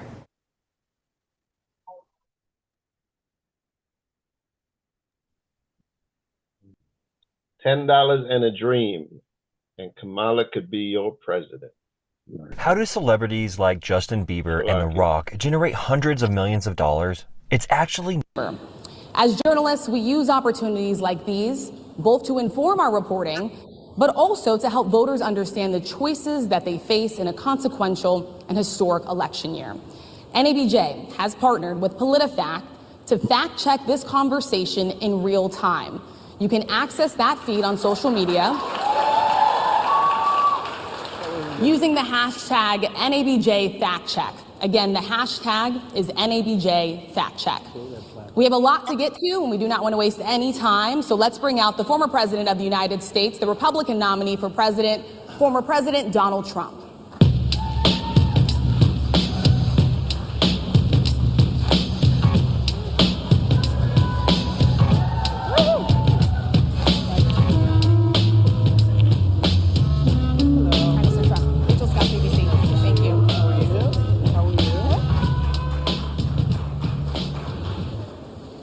Mr. President, we so appreciate you giving us an hour of your time. I want to start by addressing the elephant in the room, sir. A lot of people did not think it was appropriate for you to be here today. You have pushed false claims about some of your rivals, from Nikki Haley to former President Barack Obama, saying that they were not born in the United States, which is not true. You have told 4 congresswomen of color who were American citizens to go back to where they came from. You have used words like animal and rabbit to describe black district attorneys. You've attacked black journalists, calling them a loser, saying the questions that they ask are, quote, stupid and racist. You've had dinner with a white supremacist at your Mar-a-Lago resort. So my question, sir, now that you are asking black supporters to vote for you, why should black voters trust you after you have used language like that? Well, first of all, I don't think I've ever been asked a question in such a horrible manner. First question. You don't even say, hello, how are you? Are you with ABC? Because I think they're a fake news network, a terrible network. And I think it's disgraceful that I came here in good spirit. I love the black population of this country. I've done so much for the black population of this country. Including employment, including opportunity zones with Senator Tim Scott of South Carolina, which is one of the greatest programs ever for black workers and black entrepreneurs. I've done so much, and and I say this, historically black colleges and universities were out of money, they were stone cold broke, and I saved them, and I gave them long-term financing, and nobody else was doing it. I think it's a very rude introduction. I don't know exactly why you would do something like that. And let me go a step further. I was invited here, and I was told my opponent, whether it was Biden or Kamala, I was told my opponent was going to be here. It turned out my opponent isn't here. You invited me under false pretense. And then you said, you can't do it with Zoom. Well, where's Zoom? She's going to do it with Zoom, and she's not coming. And then you were half an hour late, just so we understand. I have too much respect for you to be late. they couldn't get their equipment working or something Mr. was President, wrong. I would love I think if you it's can a answer the very question on nasty your rhetoric question. and why you I have believe that answered the black voters question. should So sorry, pause the video. The best president for the black. So they brought Donald Trump there not to ask about policy what he's going to do for the so-called black people, but to embarrass him, man. So that's all they was doing. They was being haughty and sassy. That's all that was about. It wasn't asking about policy. Wasn't going to ask, okay, if you're going to be president of the United States, what are you going to do for the so-called black people? Because we're at the bottom of society. They wanted to shame him and say, "You girl, I told him. That's all it's about." Somebody give me Proverbs 9 and 13. Give me the classic, guys. You guys know what I want. Give me that classic. It's the book of Proverbs, chapter 9 and verse 13.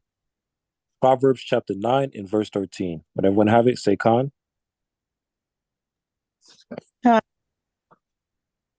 This is Proverbs chapter 9 and verse 13. A foolish woman is clamorous. She is simple and knoweth nothing. What did the Most High say? A foolish woman is clamorous. She is simple and knoweth nothing. And that's all she was clamorous, haughty. That's what's wrong with our sister. They're very clamorous and haughty. And that's all she was. She didn't ask him about policy. And I'm not a Donald Trump supporter. Don't give me, I'm not gonna wear the MAGA hat. Don't think that. But she didn't bring him there to ask him about policy or what he's gonna do for the so-called Israelite community. She wanted to embarrass him. And as you notice in the panel, it was 3 black females. The National Association of Journalists. Where was the black men represented? It should have been an equal panel. It should have been 2 black journalist men and 2 Eve. 2 Jakes, 2 Eves. But they made it all Eve. But the Most High said he's going to do that to us. He's going to put our woman above us, man, according to the book of Deuteronomy. Somebody give me that Proverbs 7:11. You guys know the classics. This is Proverbs chapter 7 and verse 11. She is loud and stubborn. What did Most High say?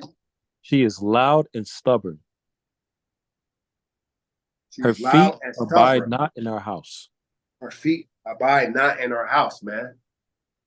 So that's all this was sassiness, man. That's why I put this video at the end of the video. And she blatantly lied. I don't know if that part came out because I was upstairs. Did she lie and said that she always identified as a black woman? Did we play that part yet? No, it's coming. Okay, go ahead and play the video. I jumped the gun a little bit. Hey, you still got the holster. God. Still got the holster. I put the gun back in the holster. Good. Hey, Shalaki King. The observation that there was only black females there and no black male is a really important observation, because this was supposedly, black journalists. But one of the things that we see today is, in terms of who represents the black community, is that instead of getting a black man on the job and having a woman on the job, the easiest thing to do is to have a black woman. You kill 2 birds with 1 stone. So that's the affirmative action right now. But as the scripture says, in the last days, a woman shall surpass a man. Yeah. Right? So we're going to see this happening more and more often in terms of representation, right? Can somebody get that? What Brother Shemaiah said, that a woman should surpass a man? Go ahead and bring that out. Good edification.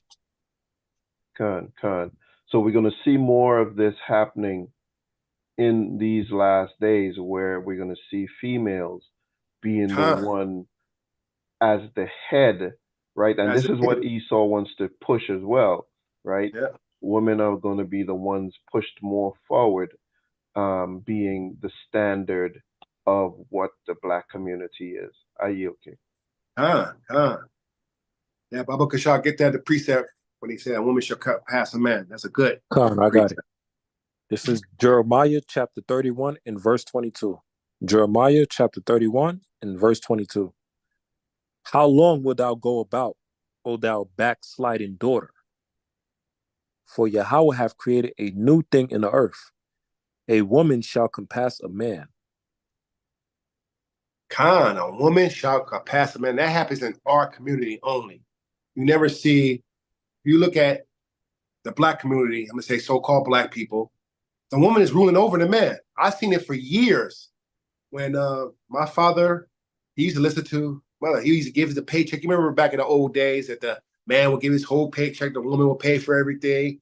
The woman would tell the man to get ready for church. He'd hurry up, being all sassy. And the man didn't say nothing. Okay, listen to your mother. You can see on so-called Mother's Day, even though we're not celebrating, look at the community. All these gifts and basketball shop, these gifts and these tables everywhere on each corner in our community for Mother's Day. It's woman worship, man, in this kingdom, especially in our community, man. They worship them. Oh, tell your mama she looks like. Tell your mama, does she like the chicken? Does your mama, tell your mama, tell your mama, tell your mama. You always tell your mama, tell your mama. This is the men doing that, man. And men, you are the prize. The scripture said that you the head, you are the prize. But the curses put it that the woman is the prize. As you can see, I wish I would have brought out some more videos. A woman, these new generation Z women is telling men on the first date, they got to take them to a special restaurant. The Cheesecake Factory ain't good enough for her now more. Back in my time, back in my day, a woman was satisfied if you took her to Denny's. Denny's. Now these new generation Z women want you to take her to Spargo, Benihana's. I'm just trying to get to know you. Why am I taking you to that? You're not my wife.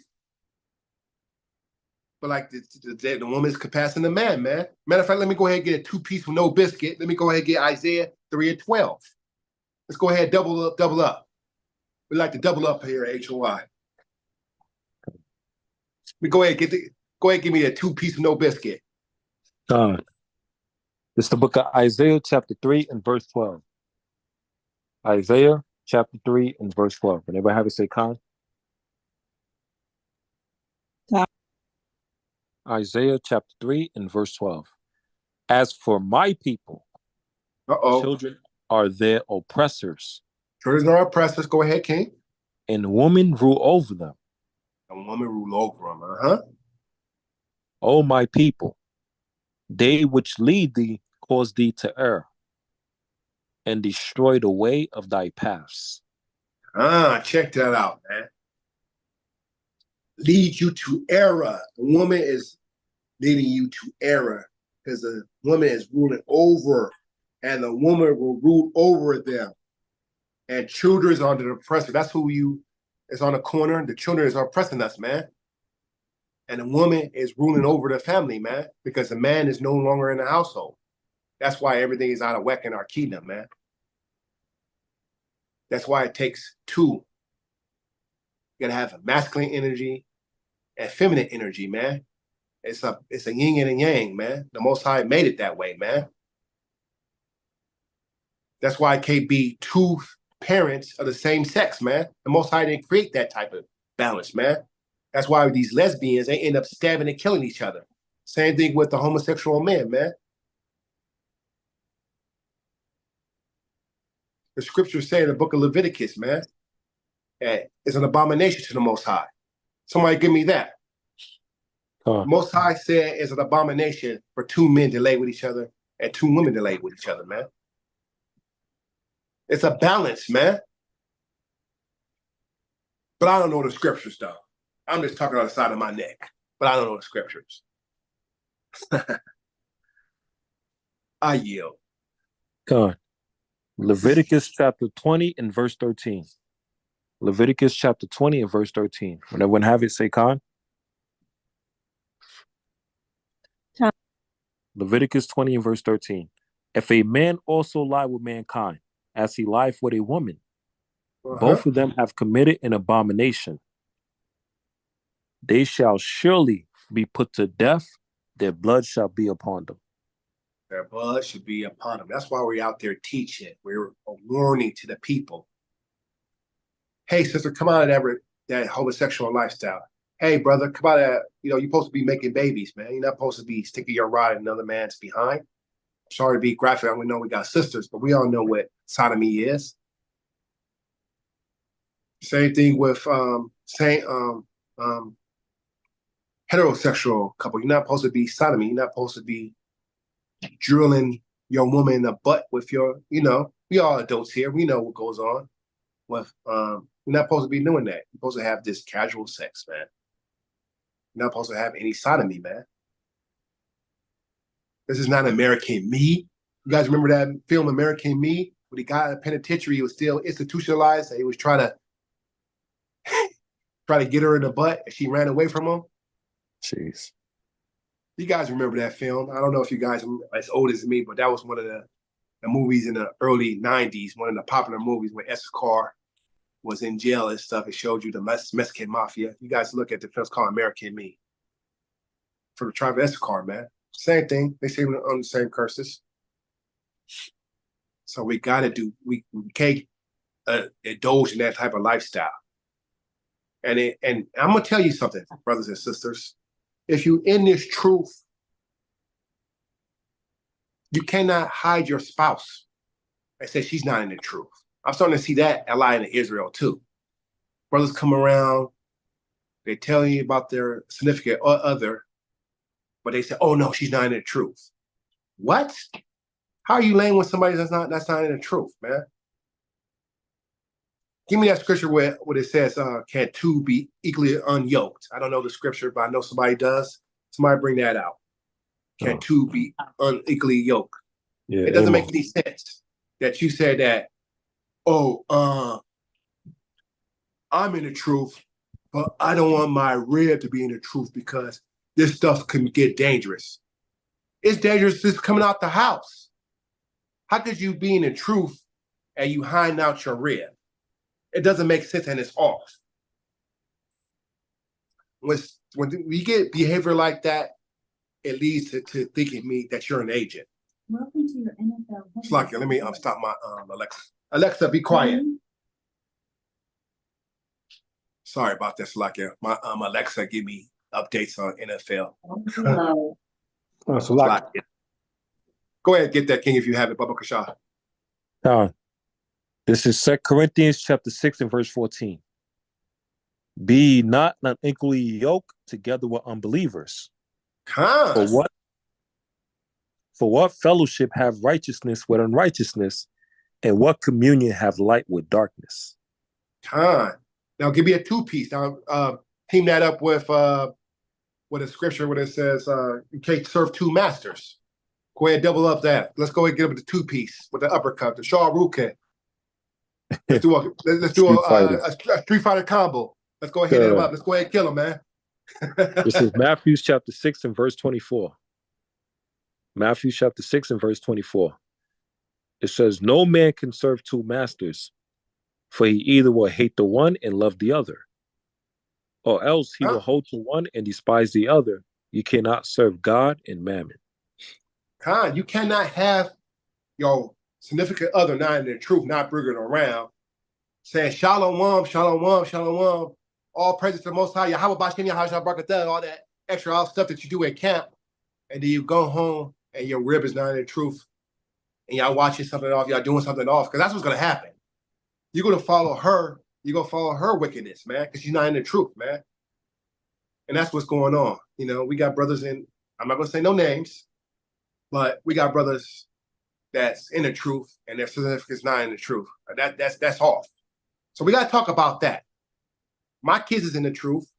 My rib is in the truth. And that's how I'm not going to be with a rib if she's not in the truth. I told my rib when we came into 2017, we was both in the world. I said, this is what we're going to follow. We're not going to be in a Christian church. And she agreed. Because the Most High made the man to be the head. If you're not the head, you shouldn't be in this truth. If you got your woman running you, you should mean the truth.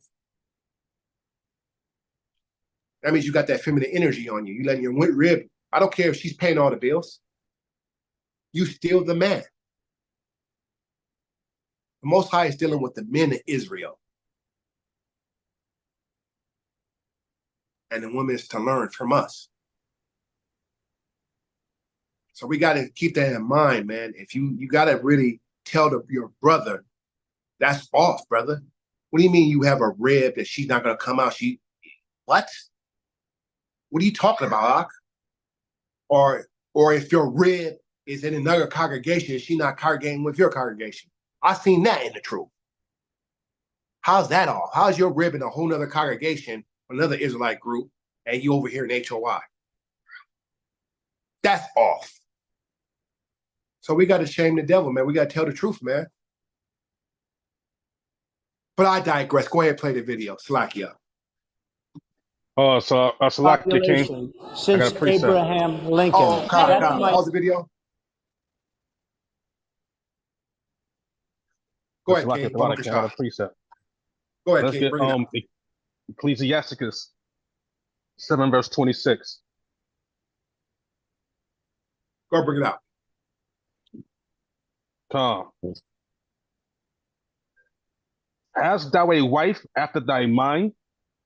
So he's asking us to have a wife after our mind. Like you said, you can't have a wife or a rib that's not in the truth. You can't have that. That's not gonna, it's gonna mix things up.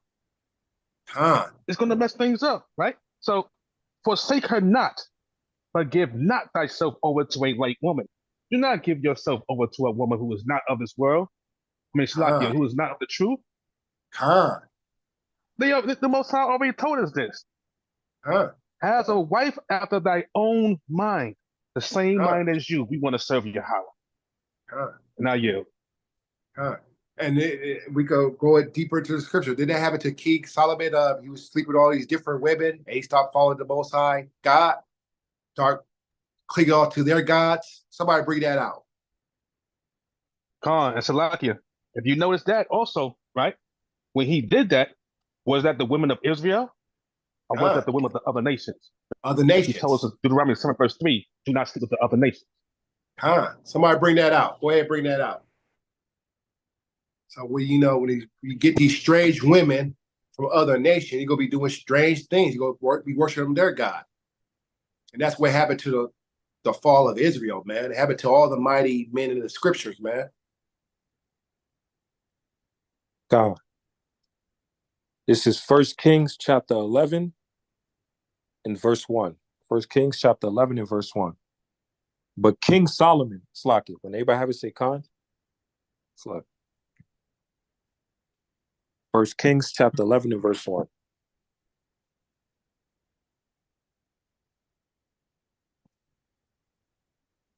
Can you hear me?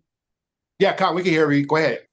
There you go. But King Solomon loved many strange women, together with the daughter of Pharaoh, women of the Moabites, Ammonites, Edomites, Zidonians, and Hittites. Of the nations concerning which the Lord said unto the children of Israel, you shall not go into them, neither shall they come in unto you, for they surely will turn you away, your heart after their gods. Solomon clave unto these in love. So we can't be dealing with these other nations, and we can't be dealing with women that's in our nation that's not in the truth, because she's gonna be cleaving on. She's gonna be wearing the blonde weave in her hair. She's gonna be wearing the cum eyelashes. I'm sorry, those eyelashes that look. That's the new thing in Israel. These eyelashes, they wave it to you before you even see it, these eyelashes. That's off, man. None of our women in Israel wear those cum eyelashes. That's what it was for. Those to block. I'm not trying to be graphic, but you can look up the meaning of those eyelashes. It was to block the. I'm trying to keep it PG-13, but you guys know what it was for, to block out semen. You're gonna be dealing with women like that, man. Blonde weaves in her hair. Nails look like Freddy Krueger, man. That's why we gotta be equally yoked in this truth. If you in the truth, your ribs go in the truth. If she can't get with it, X her out, man. The Most High will send you a rib.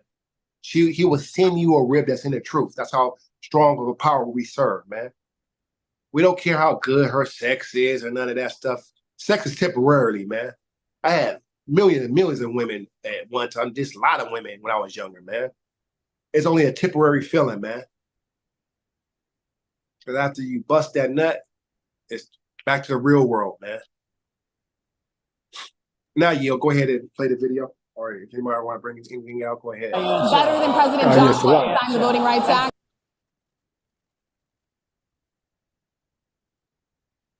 Someone said Salakia? Yeah, Salaki. And also, go ahead. Yeah, also I was thinking it changes our genetics. Even athletically, you know what I'm saying? Or musically. Our kids are no longer the same. Swag.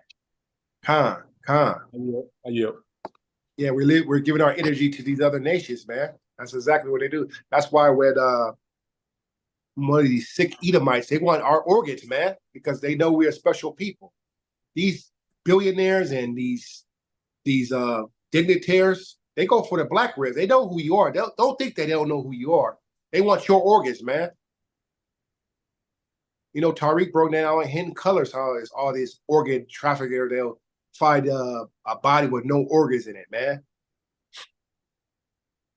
So they know that you got that spirit, man. They know that your organs are the best. We're the first people to ever walk the earth. They know it, man. And I yield. Go ahead and play the video.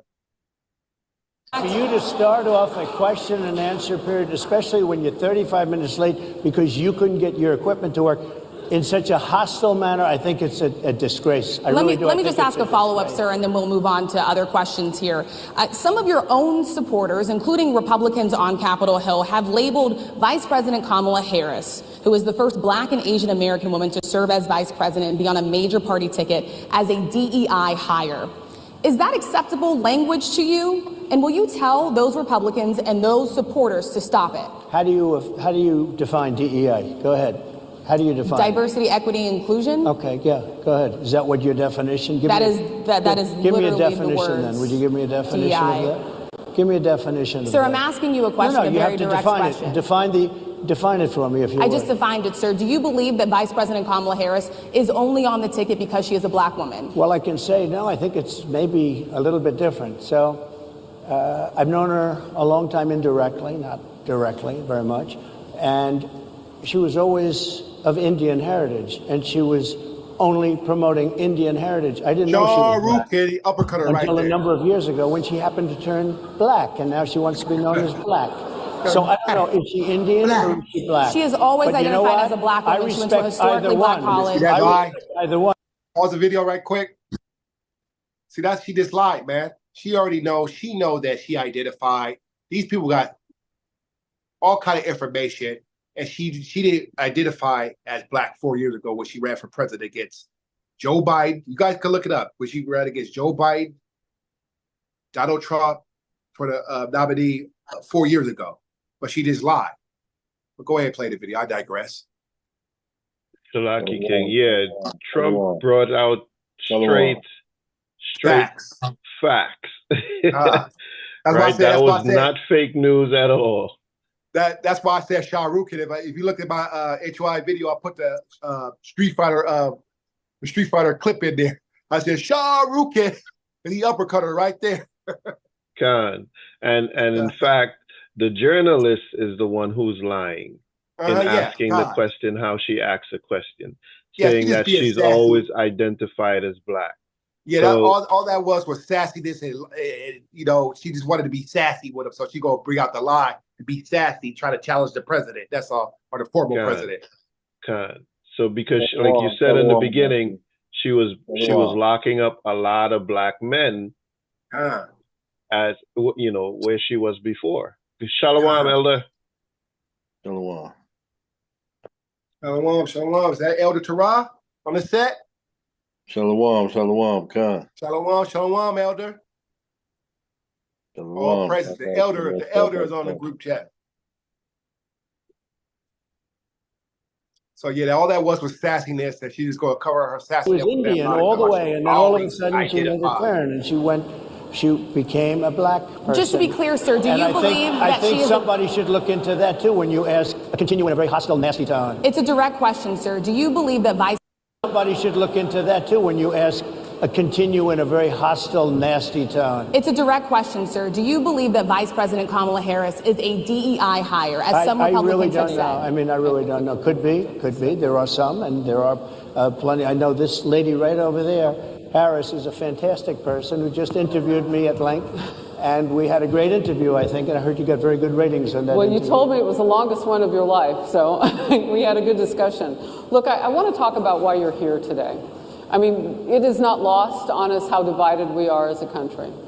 And as you were coming today, we really got to see that we are divided along the lines of race, along the lines of gender. And there is this question of, in this moment where we are, why come here? What is your message today?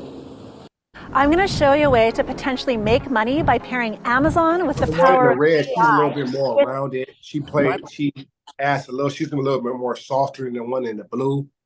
Because that one in the blue, she was just straight 100%, this sassy, just wanted to embarrass the president. They had her for balance. The one in the red, she was a little bit more professional, being a journalist than the one in the blue, in my opinion. Shalaki King, and just to like break down the DEI question she's bringing out. Mm-hmm. It's the terminology DEI is diversity, equity, and inclusion, right? Mm-hmm. So she's asking if Kamala is a DEI hire.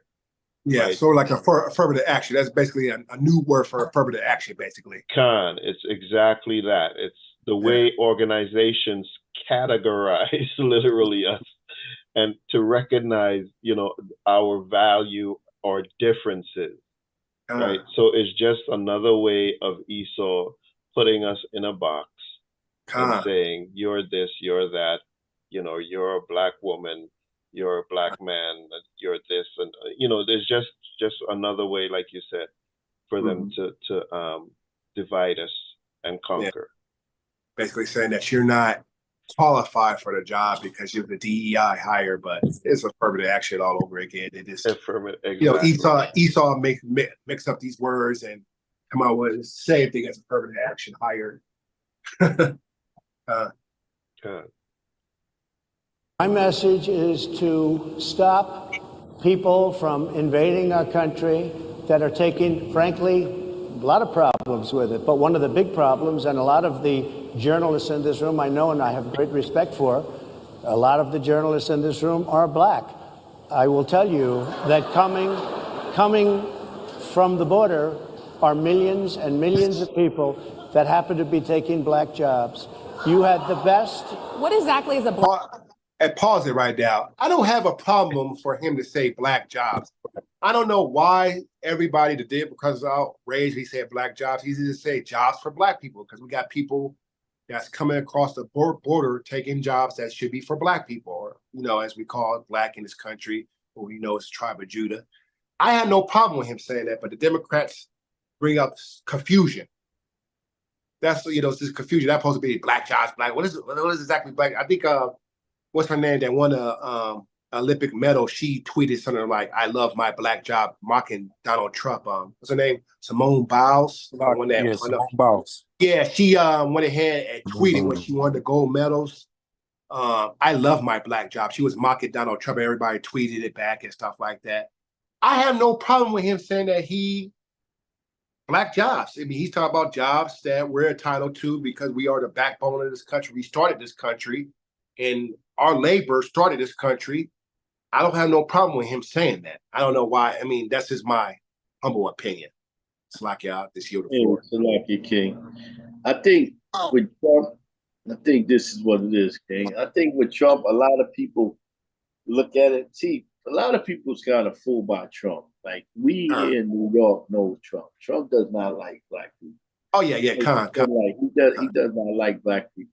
So I think a lot of times people, it's like very condescending, like the lower job, black people's low jobs. It's really I think that's what people are saying. Like he's saying, like the low jobs that we was doing and sweeping the houses and catering to the white people. The Mexicans is taking that. And when it comes to him, people is very funny with him because they know his pedigree. They know that he really doesn't like black people. So a lot of things he's saying, he's basically just using black people.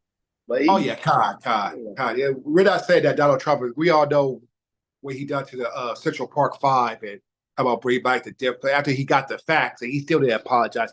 So we know Donald Trump is a racist. We're not saying that, but we do know that he tells the truth. That's one thing. Give me anybody that's going to tell the truth and they're going to tell me in my face he don't like you. You know what I mean? That's how I feel about Donald Trump. We all know he's a racist. We do know that he's an Edomite. He can't help himself. It's in his nature. So we do get that. Ariella, I just sent you another clip. I forgot to put that in. After you finish this video, play that trailer I gave you.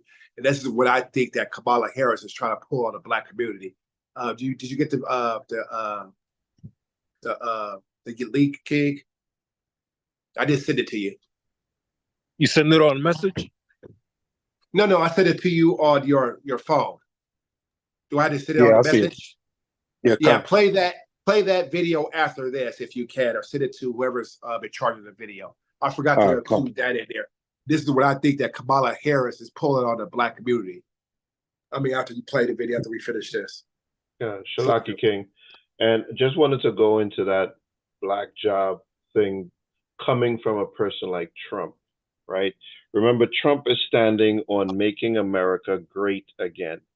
Now, when they talk about making America great again, you got to understand, the dog whistle politics in reference to that. Making America great again was when a white person could, kill you and not even have to go to court or just abuse you.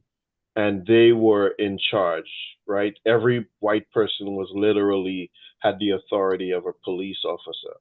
So understanding making America great again and Trump saying black jobs, that's going back to when America so-called was great again, where black people had agricultural jobs, land-based jobs, labor-intensive jobs, right? Yep. Where they were doing slave labor, sharecropping.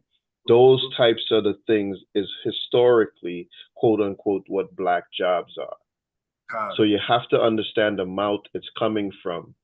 So this is what he is talking about, and understanding that making America great again, that's what black jobs are going to go back to. You're not going to be a judge. You're not going to be a lawyer. You're not going to be a high official. You're going to be a labor-intensive type jobs. Nowadays, most people I know now, they have city jobs like trash truck, bus drivers as me, or we work for the city now. We don't work those jobs. The tribe of Issachar in the Northern Kingdom now work those jobs now. The roles have been reversed. So he's trying. I get what he's trying to say, because we don't work those jobs anymore. I see them more. Out here in California, it's more of the Issachar that's taking these jobs, being the nannies, the babysitters, the gardeners, So the roles have reversed now. We got like city jobs now, but I think Trump was trying to allude to that these people that's crossing the border would take the city jobs away from us. Well, like mine was saying, King, that's really what he's saying. Because you remember, Trump is a 78-year-old white man, that knows when he was in control. He never rented to black people. His father never rented to black people. So he definitely wants to push that spirit back to black people, put them back into that slave mindset. He definitely like mindset. He's not talking about you being in Wall Street and you being a judge. Professor. He wants to limit you and put you back into that type of mindset. That's what coming from his mouth, like Shemaya said. The help. And just to add to that, he's talking about immigrants taking black jobs. Immigrants are not coming here and being court officials and lawyers and doctors. Hold on. They're coming Hold here. on, I gotta take this call. My daughter's calling me to pick her up for cheerleading practice. Let me have my red. Khan. That's Right. great. So they're the ones taking those types of positions, right? Shalaki. Yeah. So they're the one taking those types of labor-intensive positions. So when he's talking about taking black jobs, that's literally what he's going back to. He's going back to labor-intensive jobs. He's literally saying those are the jobs suited for black people. Right? Not being a judge, not ruling and making decisions over courthouses or CEO business owners and these types of things. So yeah, I'm going to continue the video. Rob is on the call. Right, exactly, Shalaki, right. Make ahead, America Elder. great. Make America great again. All right. Your audio cut off, Elder. I think you were breaking up.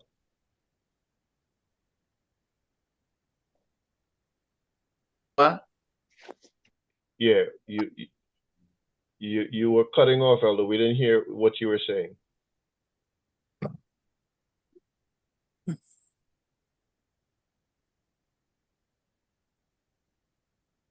You're still muted up right now, Elder.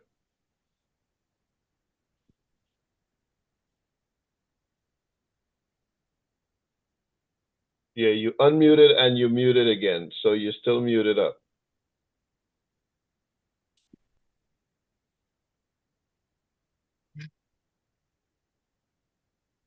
All right, can you hear Yeah, me? we can hear you now. We can hear you now.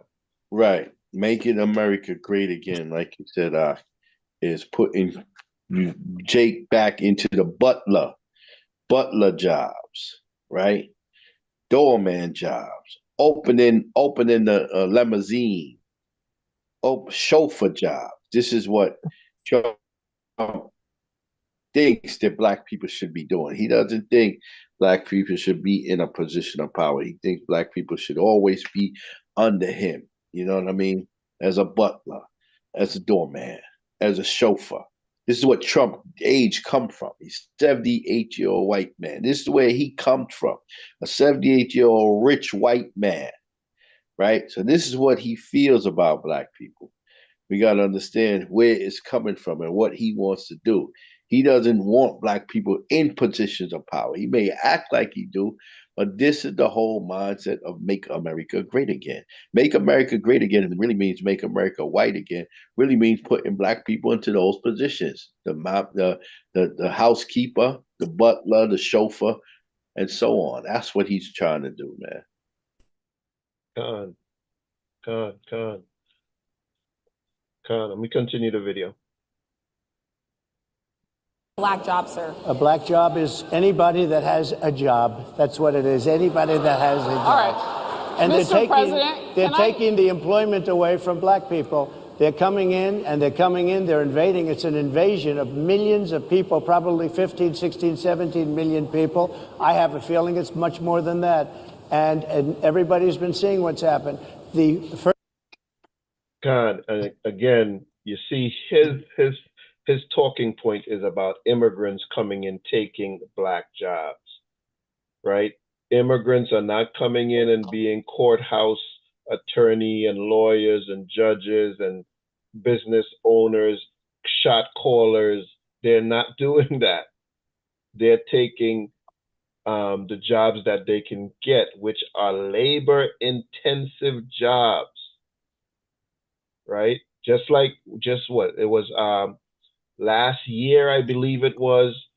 There was an article that came out where Issachar was literally being slave labored, picking onions. They were being raped and abused, right? They were being used as slaves for picking onions, and after they were getting 10 cents a bucket of picking onions. That's how much they were being paid. And when you fill up this bucket, we're going to give you 10 cents. So this is the immigrant jobs that he so-called is saying black jobs that the immigrants are taking, right? We'll continue. First group of people, the black population, is affected most by that, and Kamala is allowing it to happen. She's the border czar. She's the worst border czar in the history of the world. There's never been a border czar like this. She's never even essentially been. She said she was there once, but not the right part of the border. So she was a border czar. She's done a horrible job. These people are coming into our country, and they're taking black jobs and Hispanic jobs, and frankly, they're taking union jobs. Unions are being very badly affected by all of the millions of people that are pouring into our country. And one thing, You know how long it takes to get into a union? Immigrants are not coming in and taking union jobs. It doesn't take, you don't just like, oh, I'm here today, let me go get a union job. That's not how it works. Union, you got to pay dues. You got to be on a waiting list to even join a union. as we discussed, many of these people are coming in from mental institutions, from prisons, from jails. They're gang members in other countries.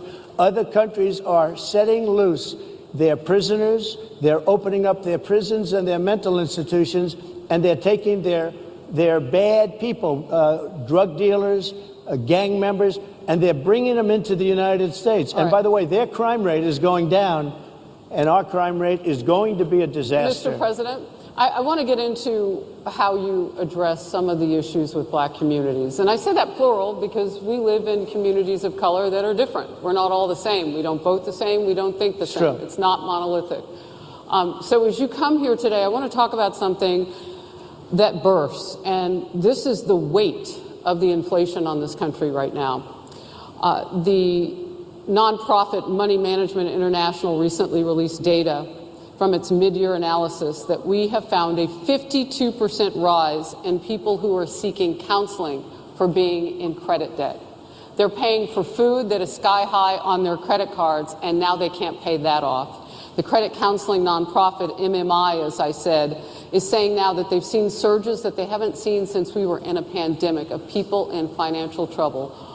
Much of that falls on the shoulders of single moms, single black moms, when you look statistically. Yeah. How do you turn it around? What's your plan for the black community when it comes to money? So, first of all, it's very hard to hear you for whatever reason because of the fact that they have bad equipment, because I guess, this woman was unable to get the right equipment.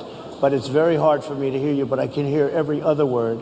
It's very difficult. Here, Donald Trump is still mad. I don't know if they can fix it or do something with it, but I'll do the best I can with it. The inflation is absolutely destroying our middle class, our working class, virtually every class. Inflation is a disaster in our country.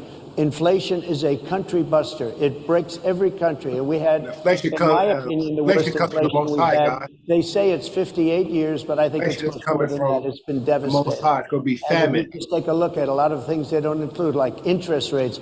Interest rates went from 2.4% to 10%, and you can't get the money. People can't buy houses. They no longer have the American dream. Young people, young black people, they don't have the American dream anymore. They can't buy a house. They can't borrow the money because of the cost of the money. They can't buy it because of the cost of housing, because of the cost to build it, because of inflation. Inflation is a disaster, and it's destroying our country, and it's destroying the black community probably as much or more. So what do you do? Than any What's your plan? You know what we have to do? We have to bring down the cost of energy, and that's going to bring down the cost of inflation. This was all started with a bad energy policy by Joe Biden. By the way, just if I might. Shalaki King, did you send me the new video, Aria? Let me check. Yeah, I don't think they brought up Kamala again after. No, that was it. This goes into policy. Like, she basically was asking a real question. That other one in the blue, she was just being sassy. All right, this is the one that he wanted. This is the one. It's called Soul Man. Yeah, God, I was just saying this is what Kamala Harris is pulling on the so-called black community. Well, that's what she's trying to put. Yeah. And It's the Salaki, old once 80s again, film fair for use act. Fair use. fair use. All right. Fair use. Teaching Fair purposes use. only. Fair use. So this is what Kamala Harris is pulling on the so-called Black community.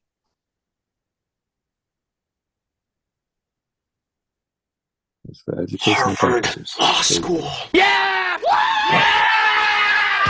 Tuition and fees $10,493.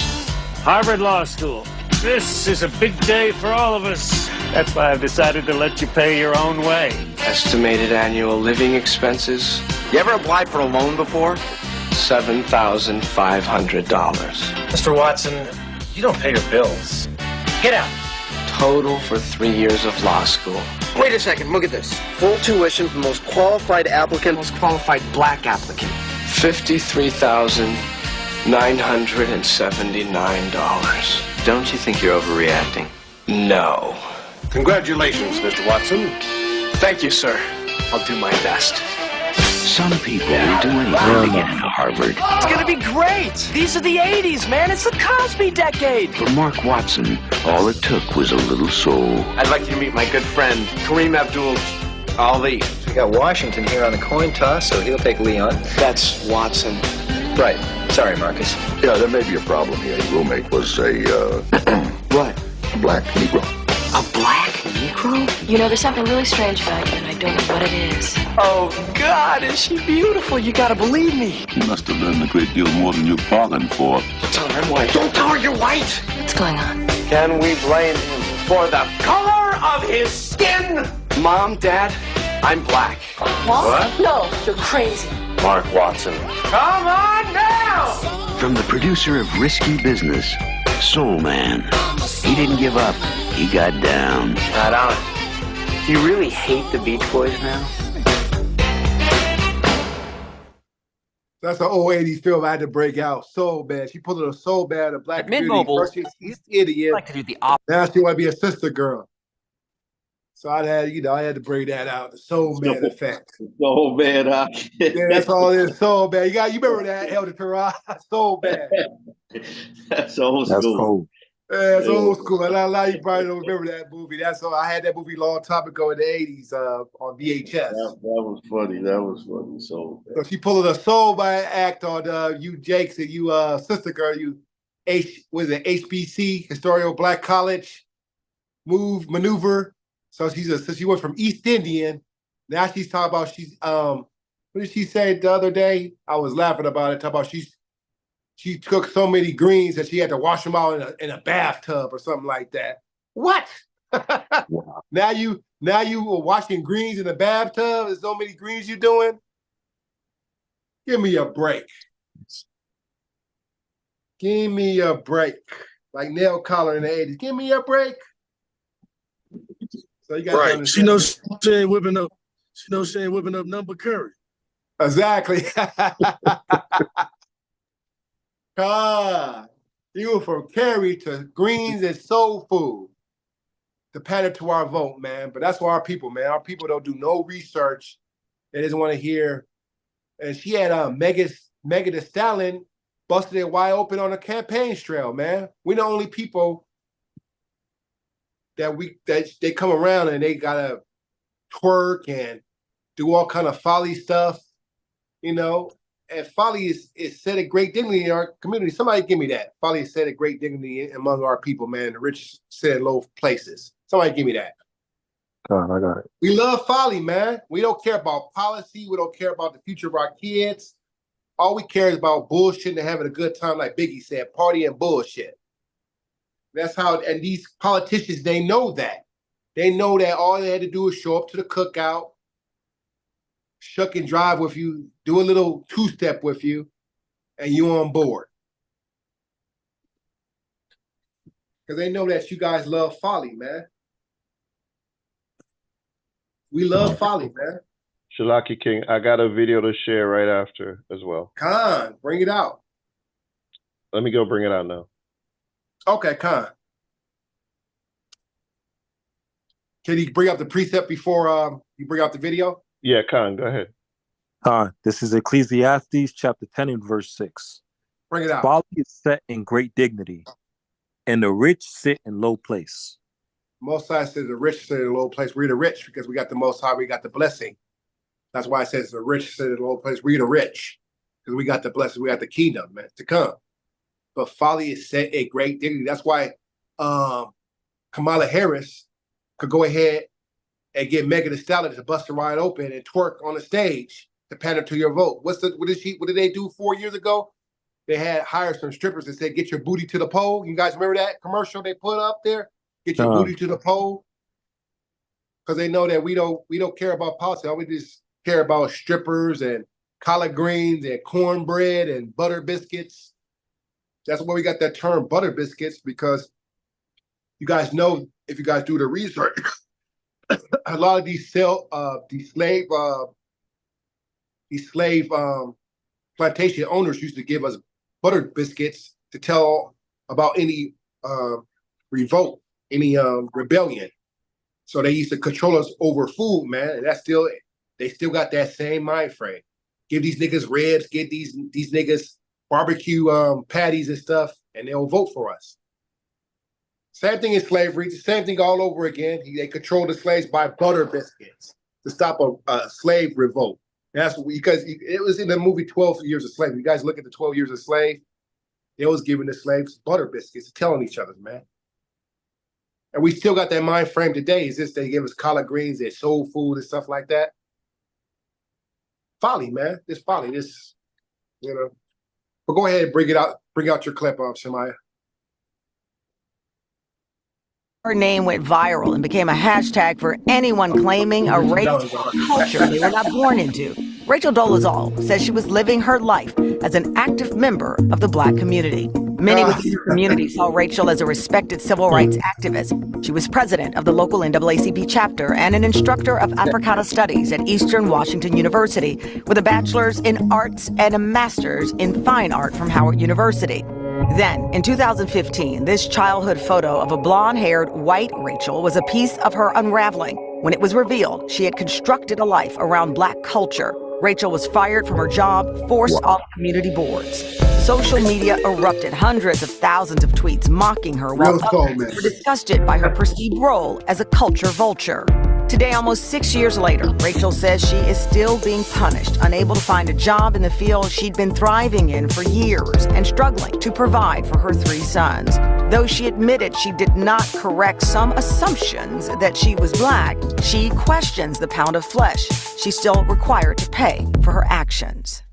Rachel Dolezal joins us now from her home in Tucson, Arizona. Rachel, thank you so much for joining us. Part of the reason I wanted you on the show is really the punishment of this. You've had the documentary. I first encountered you briefly when I was at the Today Show, and you were there being interviewed. And I want to talk a little bit later about your life now and how it's been affected. But you see these headlines, and since your story, as I said at the beginning of the show, it seems like there's one a month. And it's not just Black, white, it's Latino, it's Asian, all these storylines. How do you process it, especially when your name is attached to some of these stories out of nowhere? Hashtag Rachel Dolezal. Right. Well, it is really tough, to relive that every day and every week, as you said.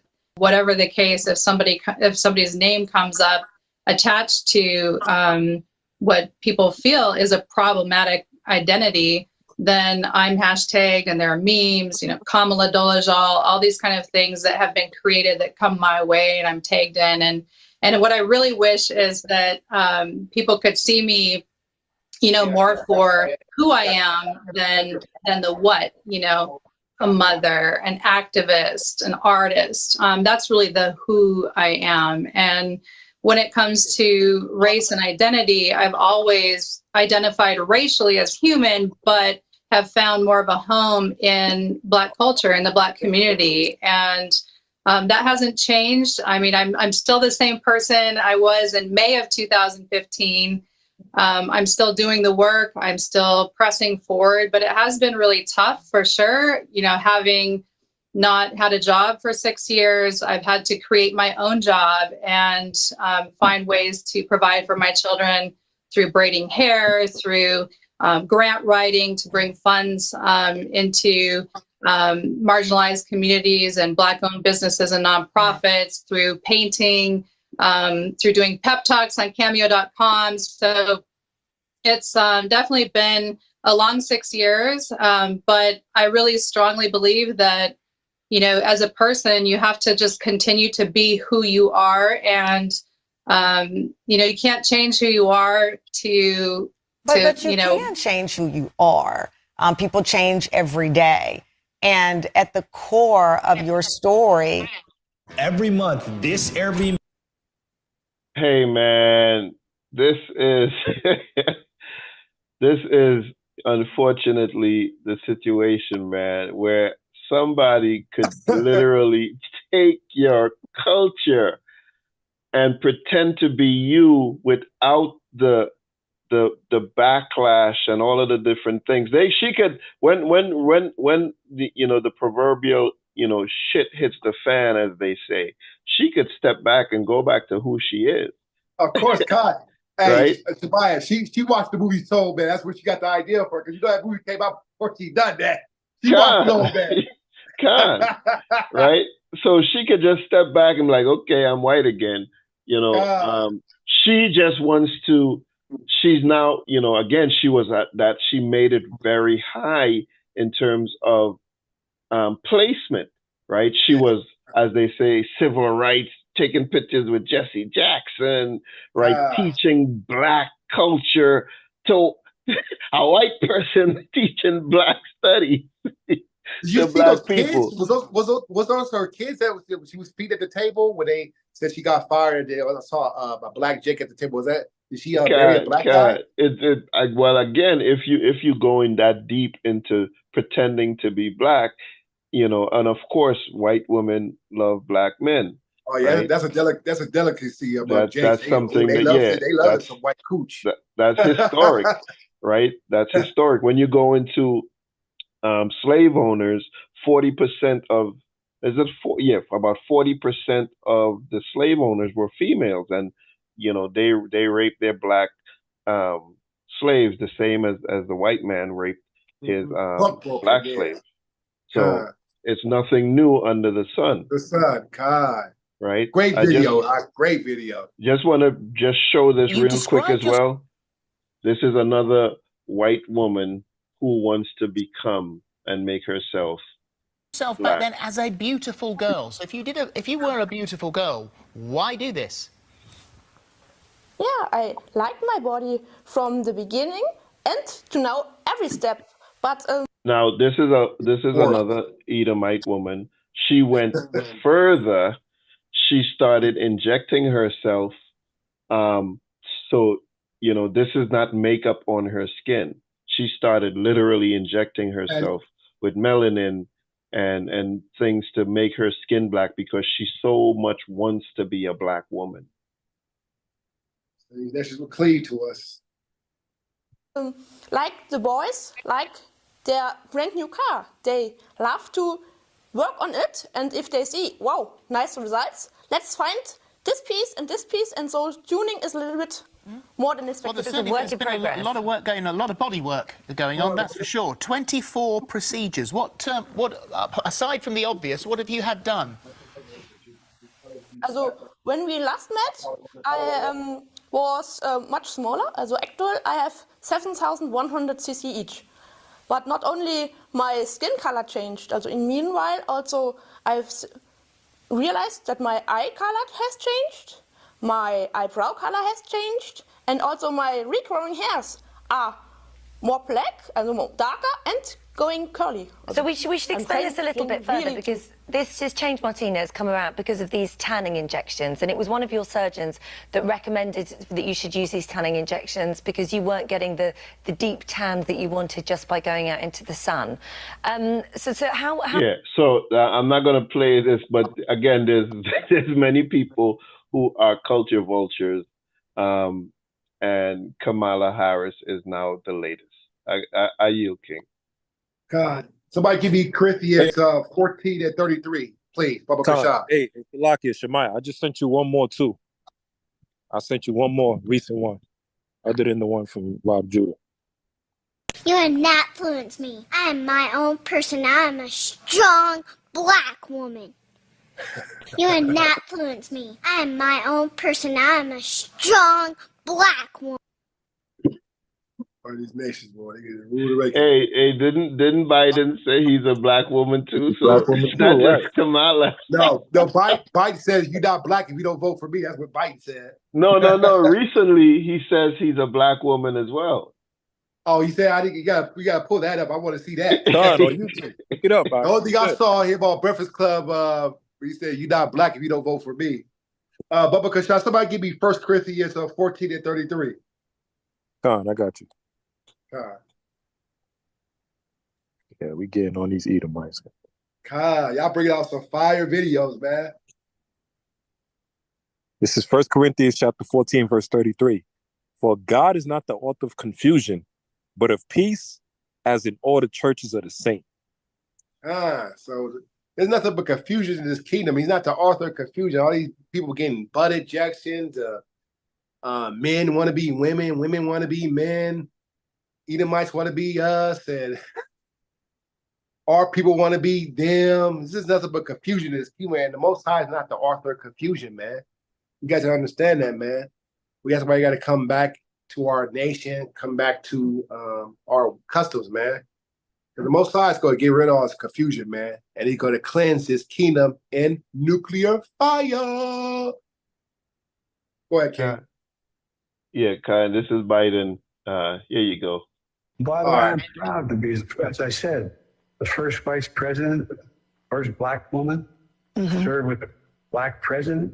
I'm proud of the first black woman in the Supreme Court. There's just so much that we can do because together there's nothing. Look, this is the United He said States he's proud America. to be the first black woman to serve with a president. One day before the old Jim Crow Biden, man. You should play that clip where Joe Biden said he didn't want his kids integrating with the zoo animals or something like that. You guys see if y'all can pull up that video where they were trying to integrate the school. He said it would be like a zoo or something like that. Old Jim Crow Biden. But now you want to be so black now. That's the one that, Biden is the one that made the crime bill, the 94 crime. That was his bill. It was under the Clinton administration. That was his bill. The 3 strikes you're out and all that stuff. That was Biden's bill. And this is who you guys put in office, man. You guys put old Jim Crow Biden in office. And we got us to stand for evil. All this confusion in this kingdom, man. You guys can understand it's nothing but confusion, man. Confusion.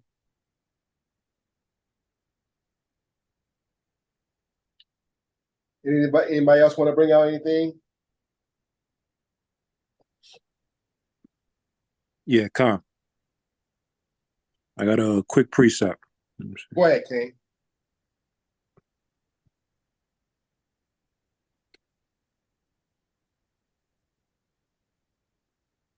Can you hear me? Yeah, go ahead. I said, go ahead. Bring it out. All right, Con.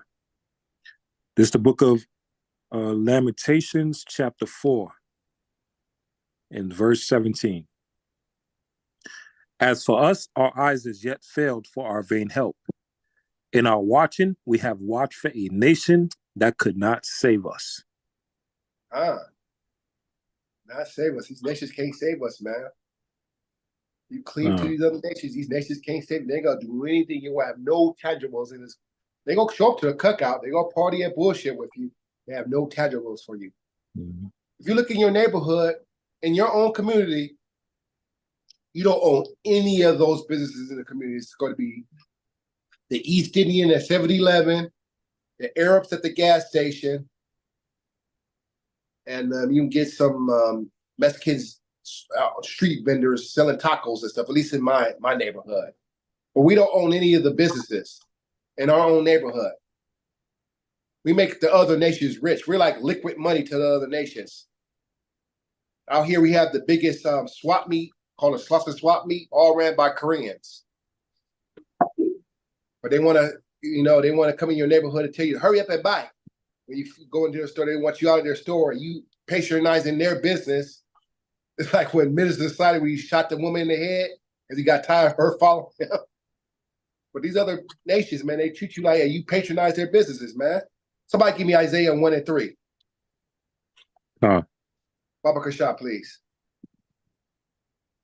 Got it. This is the book of Isaiah, chapter 1 and verse 3. Go ahead. Isaiah chapter 1 and verse 3. The ox knoweth his owner, and the ass his master's crib, but Israel doeth not know, my people doeth not consider. We don't know who we are, man. We think we African American. We think we Jamaican. We think we're Cuban. We think we're Dominican. We think we all these bywords that the Most High said he would go be under, according to the book of Deuteronomy.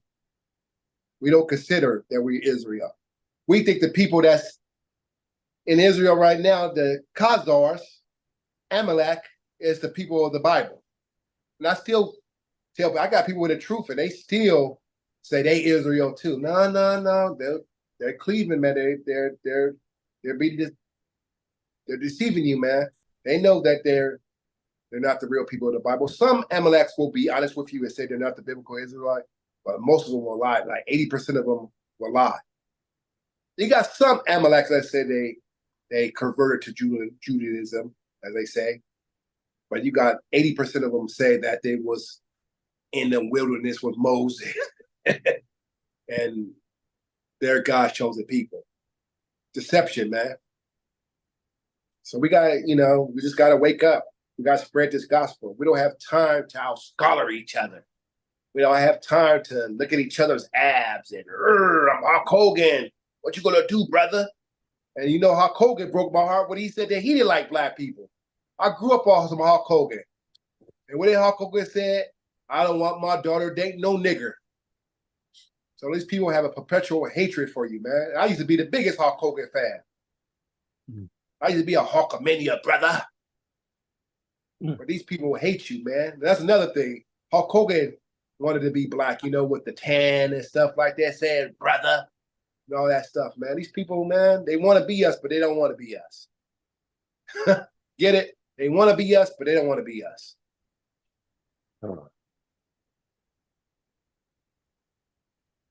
Anybody want to bring out anything, or want to go to the film? Who says they had something after that? Yeah, I got another video. Khan, bring it out. Khan. And if anybody want to bring out a precept, go ahead, knock yourself out. It's a class. Y'all can chime in. Yeah, this video goes into, a lot of Biden's real history in terms of racism and things like that. Go ahead, bring out Jim Crow Biden's policies and it's real history. Go ahead, play that.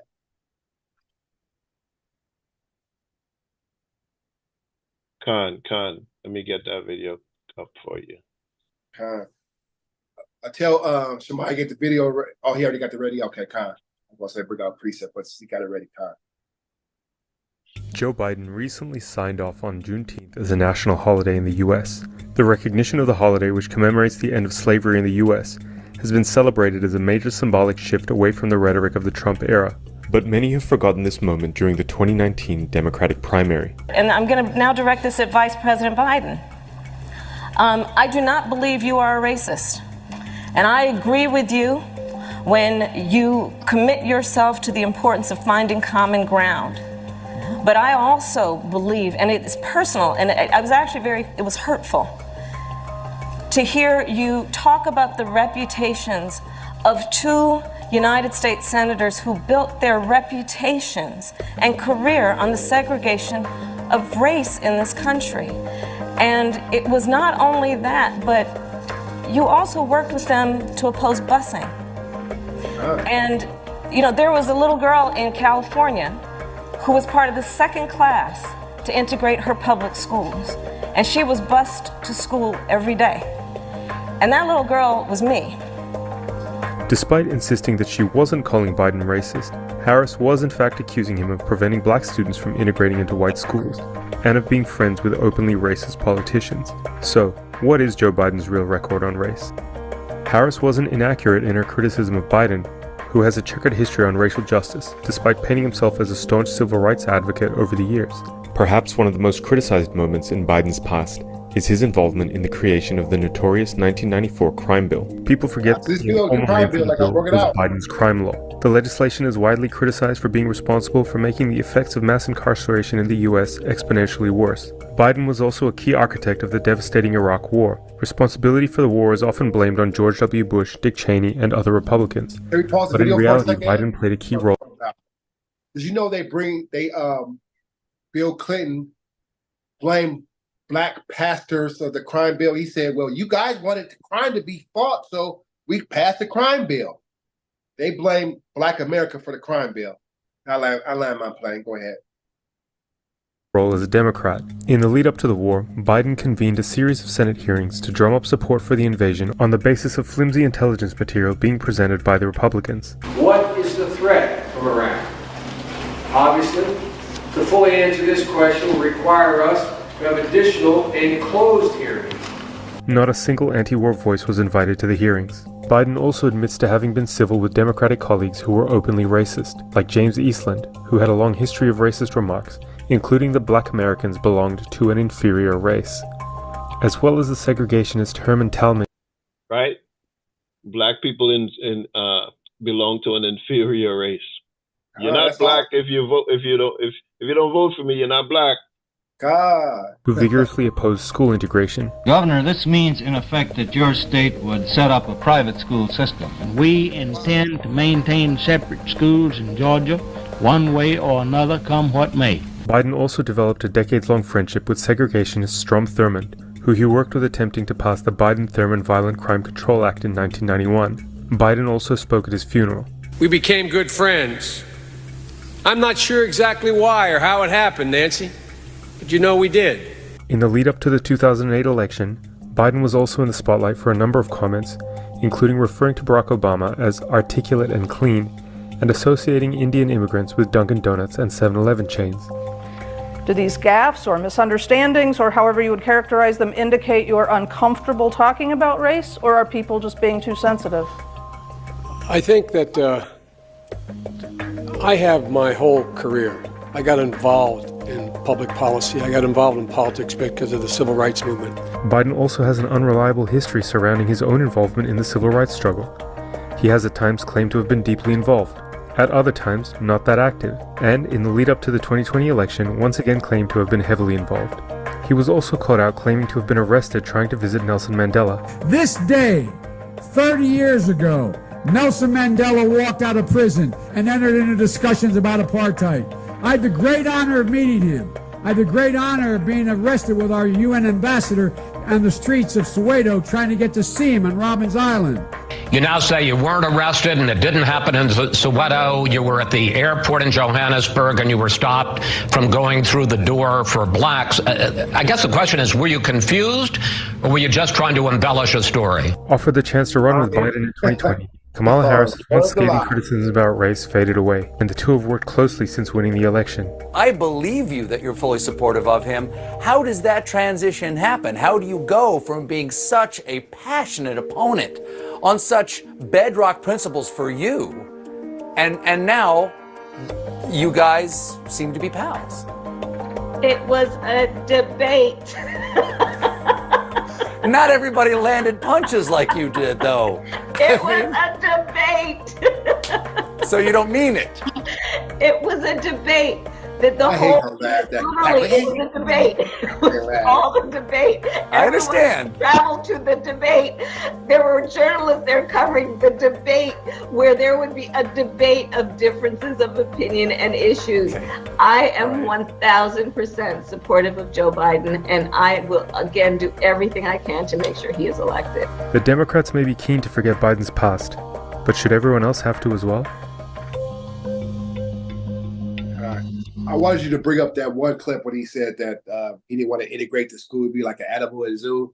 If you could find that clip, but while you find that clip, give me the book of Micah 2:10. We got to understand, no matter how much wealth you have in this country, this is not your rest, man. Not your rest. See what happened to Oprah when she went overseas to buy high-end purse. They treated her like she didn't have no money, man. They didn't want her money. So no matter how much status you get in this so-called kingdom, you ain't nothing but a nigga. Still to them in your eyes. I got it, Ak. This Bring is it out. Micah chapter 2 and verse 10.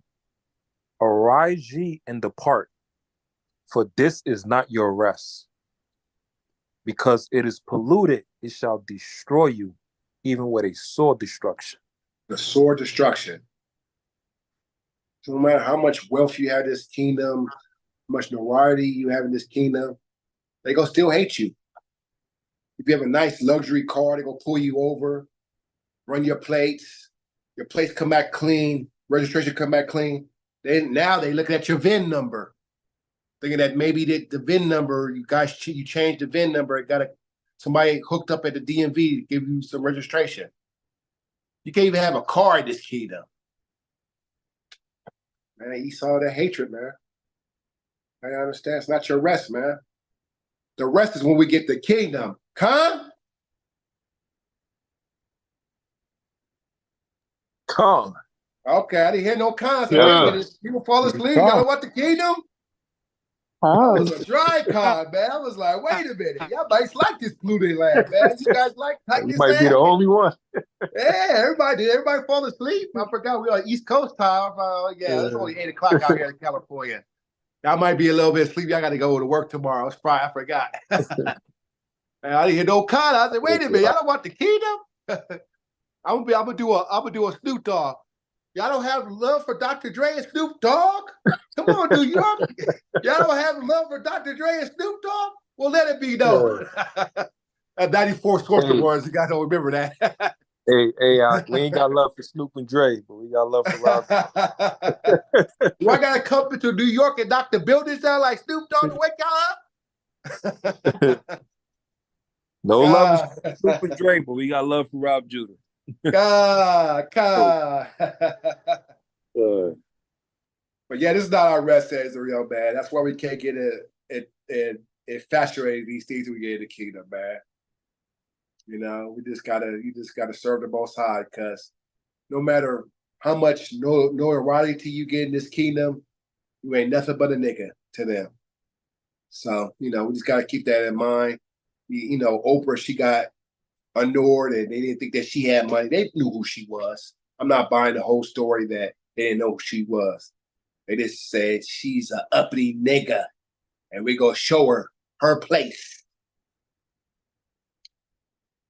So we just gotta understand that, man. We just gotta understand. We just gotta just be vigilant and mindful and be in these scriptures and love each other, because all that we got is us. Go ahead, somebody give me that scripture. Gather yourself together, all nations have desire. Yeah, Zephaniah 2:1. Yeah, Shemai, I got the article with Joe Biden. Okay, we were talking about segregation. Oh, you got the article? You gonna bring it up? Yeah, I just sent it to Shemaiah. Khan. And I got Zephaniah 2:1 as well. Khan, bring it out. This is Zephaniah chapter 2 and verse 1. When everyone have it, say Khan. Zephaniah chapter 2 and verse 1. Zephaniah chapter 2 and verse 1. It says, gather yourselves together, yea, gather together, O nation not desired. What did he say? Gather yourselves together, O nation not desired. O nation not desired. So you're not desired in this kingdom. No matter if you're P. Diddy, he's going through it right now. Jay-Z, all these men that have all this stature, all this money. You see what they did to R. Kelly.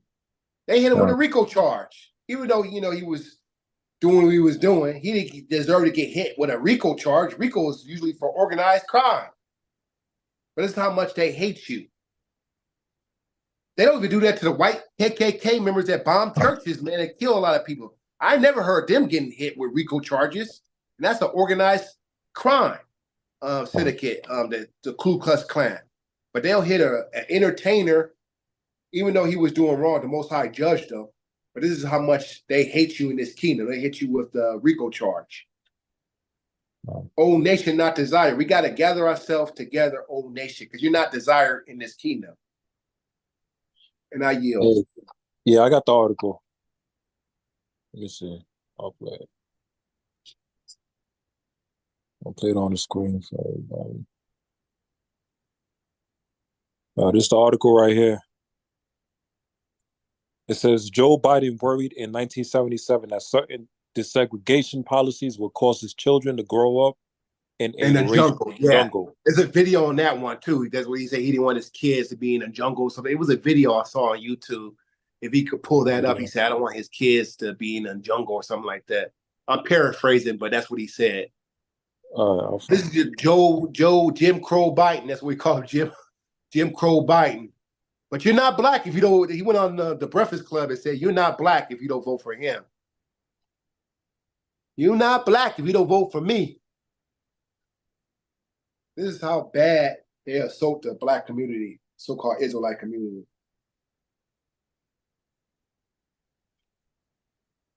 This is why we got to wake up. We can't keep on falling for the banana in the tailpipe over and over again. What did George Bush say? You go fool me once, you go fool me twice. Well, you just can't fool me again. Remember what that saying? You just can't fool me again. Yeah, we don't fool his damn self. That was the funniest thing he couldn't even remember to say. He said, you just can't fool me again. And Kalaki, these are the people we got, so-called ruling over us. These are the heads of states. Those are the heads of state. George Bush was the funniest one, boy. That man couldn't remember shit. He was president because his daddy was president. Hey, don't forget, we still got the video of the chick that went in on Kamala Harris. Which one? Did not go through all the videos? I sent yesterday. I sent it to Shemaya. Khan. Yeah, bring that one out. And I got another video that another sister sent to me. She's in the truth as well. She sent me a good video. Let me see. Yeah, this one is vicious, man. This one. Yeah, that one is a good one. So yeah, bring all that out.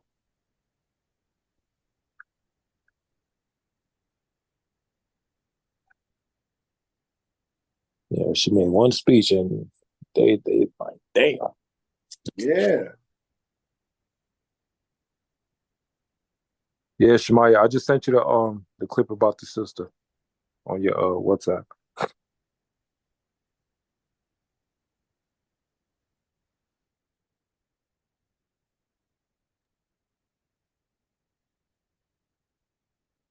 Yeah, this boy. You want me to rep Elder? I see something in my Facebook feed.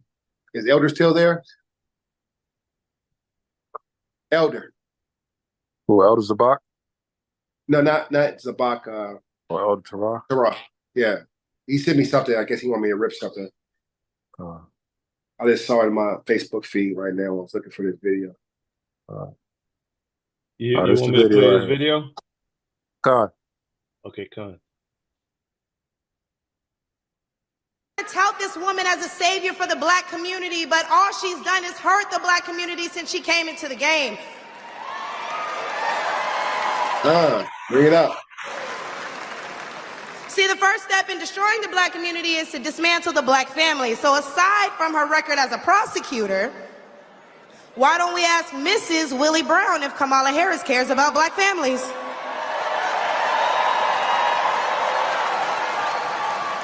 Hey, Falaki. I wonder if Mrs. Willie Brown... Yeah, when she said Mrs. Willie Brown, it's speaking about Kamala's relationship she had with a man named Willie Brown. Right? Okay. And she was basically his side piece, and she was trying to break up his marriage. Oh wow. Mrs. it was a black woman, Mrs. Willie Brown. Like Willie Brown was a judge and his wife was a black woman. And she came between their marriage, try to break up their marriage, and try to leave with the woman's husband. Wow. And she got because he wouldn't leave his wife. Whoa, check So that the out. sister is Right. saying, how you saying you for black sisters and all this and that in black households and marriages, and you've been trying to mess up another person's marriage as a homewrecker. Oh, wow. God.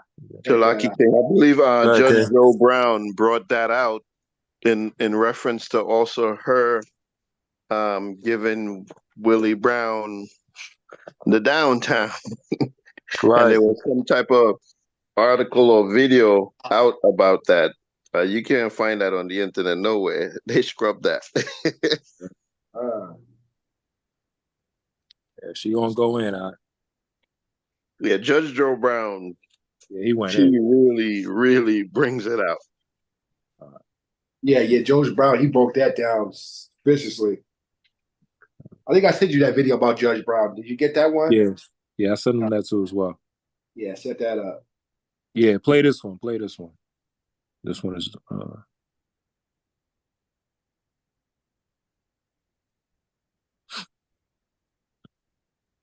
Which one you want me to play? The one on the screen? yeah, the one with the sister. Yeah, the one on the screen right now. Mm-hmm. The left is trying to tout this woman as a savior for the black community, but all she's done is hurt the black community since she came into the game.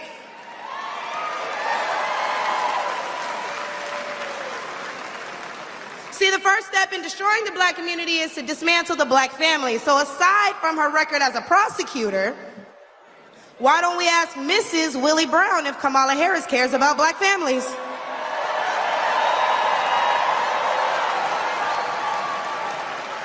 I wonder if Mrs. Willie Brown, a black woman, is also with her. So I have breaking news. Trump is holding a rally in Atlanta, Georgia today, and they brought up a black woman named Michaela Montgomery. She is the Chick-fil-A girl who, hugged Trump and was excited about him a few months back.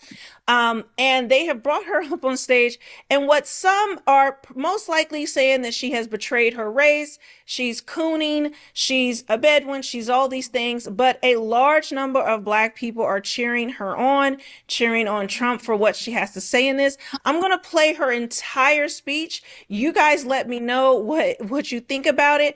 I will say I think she is dragging Kamala Harris throughout this thing as a black woman. And I believe this is this is a way that the Trump team is going to counteract using a woman like this and letting her speak against kind of the counterpoint that the black argument is going on. Can't speak about race. Now, Can't say different things. Salaki, Well, pause I that real can't say quick. this about women, but you have this black woman who is up there now.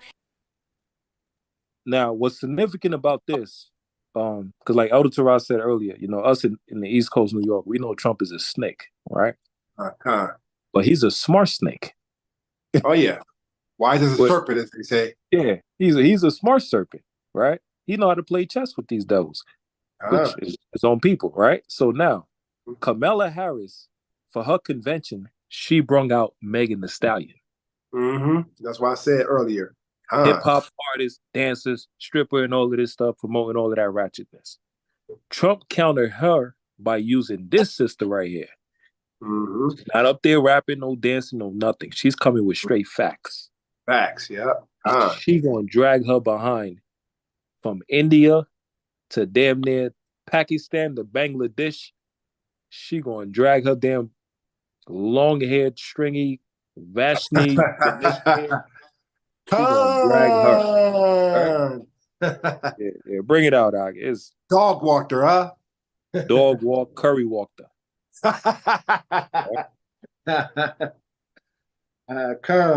And they're not going to be able to use the same tactics other than other black people trying to cage her and saying that she is, betraying her race. But let's get into it and you let me know what you think. School bus driver. Woo! In a traffic jam. I'm so happy you all came out to see me. So, my name is Michaela Montgomery. A lot of you guys know me as the girl from Chick-fil-A, but I am so much more than that.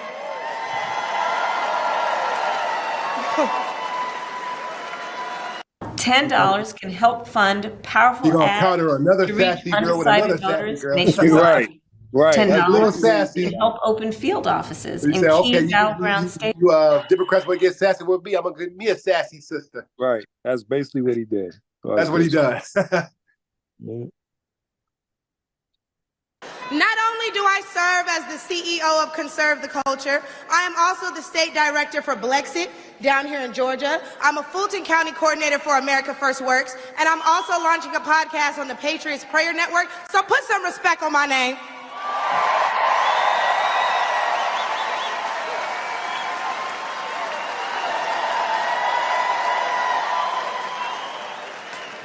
Now, why don't we jump right into it? See, as a young single mother, I can tell y'all that rent is too damn high. I can tell you that as a young black voter, groceries are too damn high.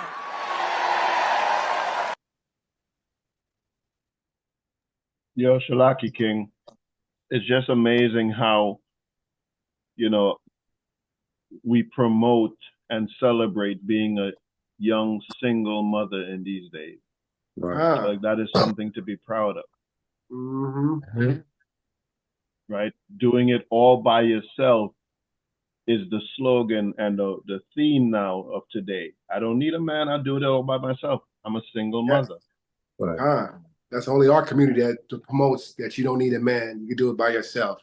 And you go on a public stage, national stage, to promote this. That's the first thing you're starting off with. Mm-hmm. Bring it out. And as an American citizen, period, seniors like my parents should never have to choose between medicine or food. It should never be the quality of life versus the quantity of life.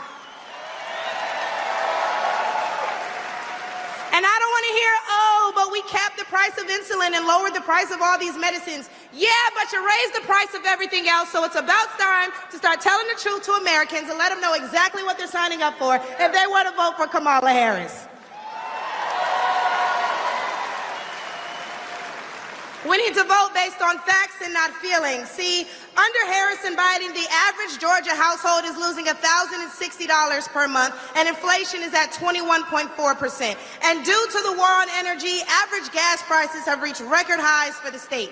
We also did a poll, and 80% of us black Americans are not happy with the current state of the economy, so I'm going to need 80% of y'all to vote accordingly in November. They love me, they really love me. The left wants you to get in your feelings about things that have been said, but I want you guys to pay attention to what has been done. They don't want to talk policy. They just want to use propaganda to steal your vote. The left is trying to tout this woman as a savior for the black community, but all she's done is hurt the black community since she came into the game.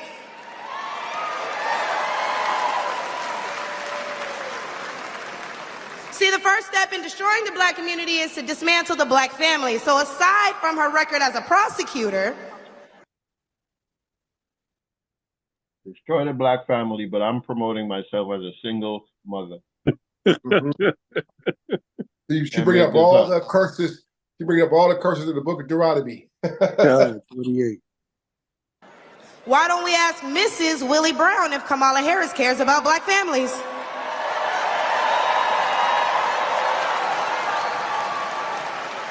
I wonder if Mrs. Willie Brown, a black woman, is also with her. A few days ago, President Trump said he didn't know Vice President Harris was a black woman. I'm trying to figure out what all the outrage is about because she's only black when it's time to get elected. Did I lie? The same black people who are mad at Trump for being confused about her race, ethnicity, nationality, whatever, are seemingly forgetting that while you're touting her as a savior for black people, she identifies as an Asian woman. She chose her side and it wasn't ours. When asked if she would ever do anything specifically for black people, she said no. Whereas Trump gave us the Platinum Plan, which specifically uplifted the black community by increasing capital by almost $500 billion, creating 500,000 new black businesses, and would give black churches the ability to fight for federal resources for their communities.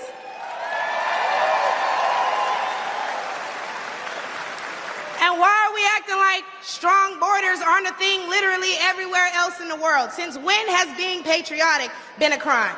See, a few weeks ago at the debate, Trump mentioned black jobs, and a lot of people got in an uproar as if they didn't know what he meant. Well, we go to the polls and cast our black vote. We go to the stores and spend our black dollar. We live in our black community, but for whatever reason, we draw the line at a black job.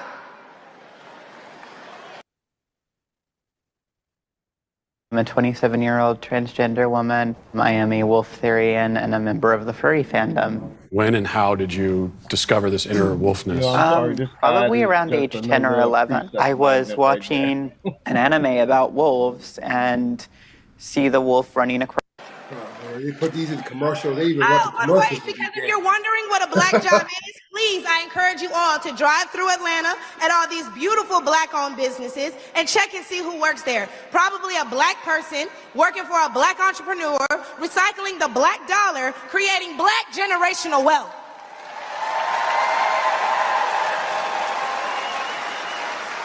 If they come here illegally and they're taking your jobs and your resources, then please believe my cousins in the Appalachians, they coming for you too. And y'all know Kamala Harris has yet to say Laken Riley's name. As borders are, she opened the border to millions of illegal immigrants that have flooded American streets with deadly drugs and gangs that have spiked overdoses by over 124% and brought more crime into minority communities. So how's that for black folks? But let's take race out of it. Just as a woman, period. How can you be a champion for women's rights when you're taking away opportunities from biological women and giving them to transgendered ones?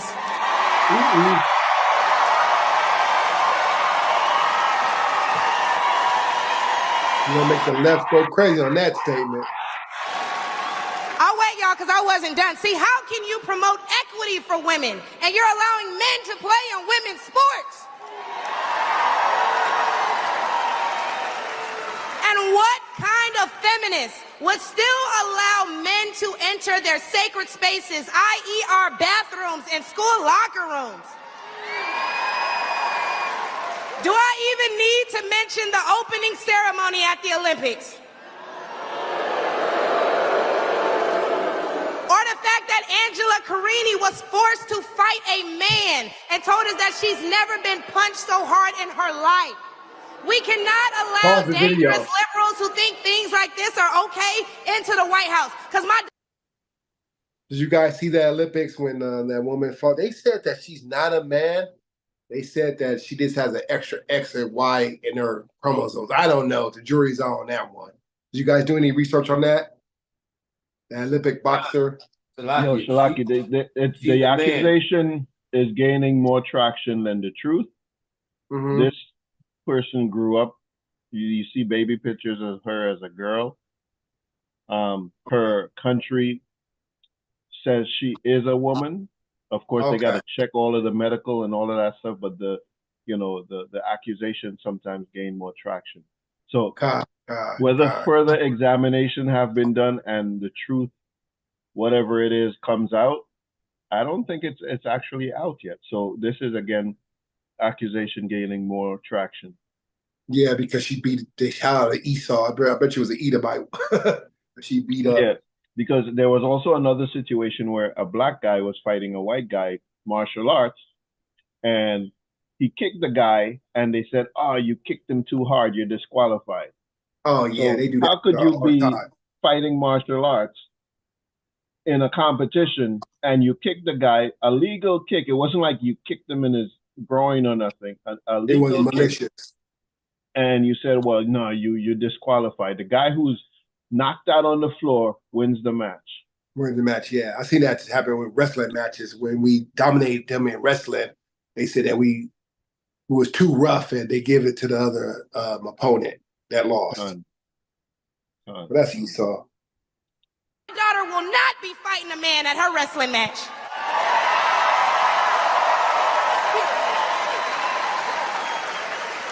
And what I think both men and women can agree on is that national security is important. So who would y'all rather see lead us into war if it were so to happen? My silk pressed sister Kamala or the big dog Donald Trump?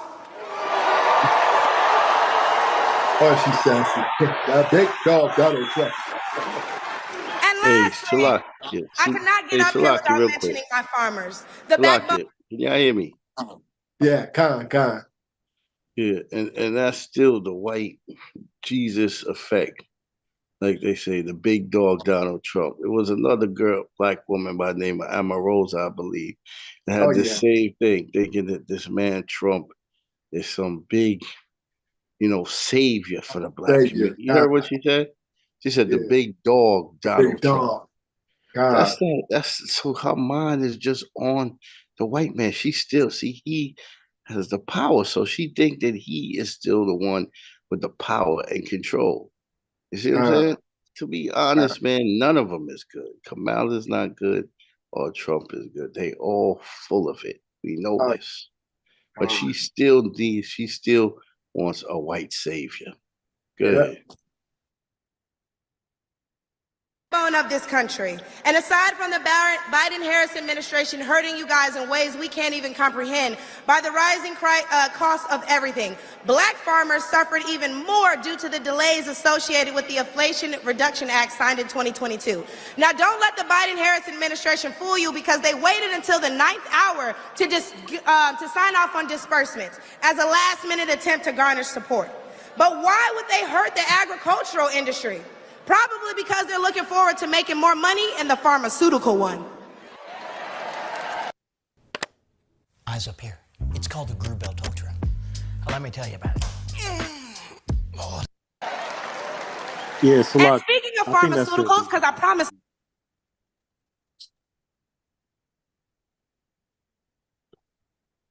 Yeah, that was it basically. Oh, Khan. Okay.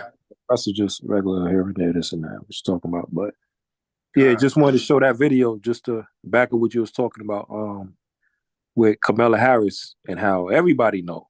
Trump know. She admitted it. The sister used it in her speech. Everybody know. She's not our people. It wasn't like the election was that long ago. It was 4 years ago that article came out, and also the CNN special that we played earlier. And maybe we think people got short-term memory or something. Right. Give me the book of Deuteronomy chapter 28 and 29. And then okay, we'll just start with that one. Okay. It says Deuteronomy chapter 28 and verse 29. Deuteronomy chapter 28 and verse 29. When you ever have it, say Khan. Verse 29. And thou shalt grope at noonday as the blind gropeth in darkness, and thou shalt not prosper in thy ways, and thou shalt be only oppressed and spoiled evermore, and no man shall save thee. So we're still oppressed in society. Just because they took the yokes off our neck, we're destroyed as a people. We think that we're everything else. We want to cling onto their ways, but we're still oppressed, man. No matter how much butter biscuits they give you in this kingdom, you're still not liked. You're still going to be oppressed. So we got to understand that, man. We got to come out of their ways and get back to the ways of old, man.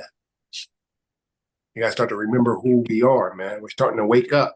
This is a great awakening the Most High is giving the children of Israel, the real children of Israel, to understand that you guys are the people of the book, man.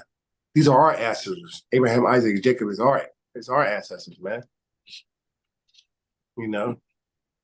So you guys just got to realize that. Come out, start reading, attend the classes. And I know it's tough, man, because we still got to live in this kingdom. Everything, I did agree with her on some of the statement. The rent is too damn high. Like, I'm in a 3-bedroom apartment. I paid $3,000. Who would ever think that you had to pay that type of money just to rent an apartment that's 3 bedrooms? I remember back in the day when I first started renting, rent was cheap, man. You get an apartment for like $500, $600. 3 bedroom would be at $1,800 when I started renting. It doubled that now. And we don't want to talk about the groceries. But that's what Esau is doing. That's the Most High, speeding this thing up, man. Can we kind of get a con on that, man? Con. You guys to be uncomfortable in this kingdom. That's the Most High. The Most High is using Esau to jack up this economy, man. And finally, he going to use Esau to destroy this kid. It's going to be Esau against Esau, his military, and China, and Korea. You guys know the story. Boom. ICBM time. Satan 1, Satan 2 time. You guys got to wake up, man.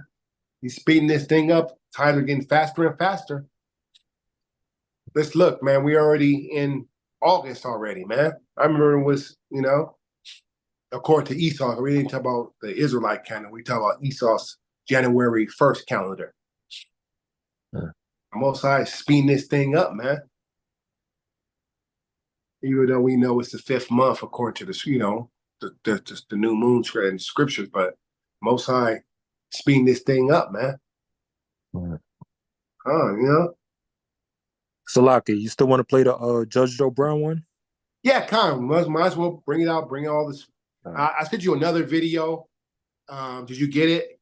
We play that one more video, and then you guys could play whatever you guys want. We could just, All right, let's see. And give me one more scripture before you play the video. Give me that scripture. I'm trying to think of it. When it says not to put a king and vote for your brethren. I can't remember the scripture. If you guys can help me on that one. Don't put a king that's not your brethren above you. Oh, Deuteronomy 17:15. Yeah, bring that out, and then we can play the video.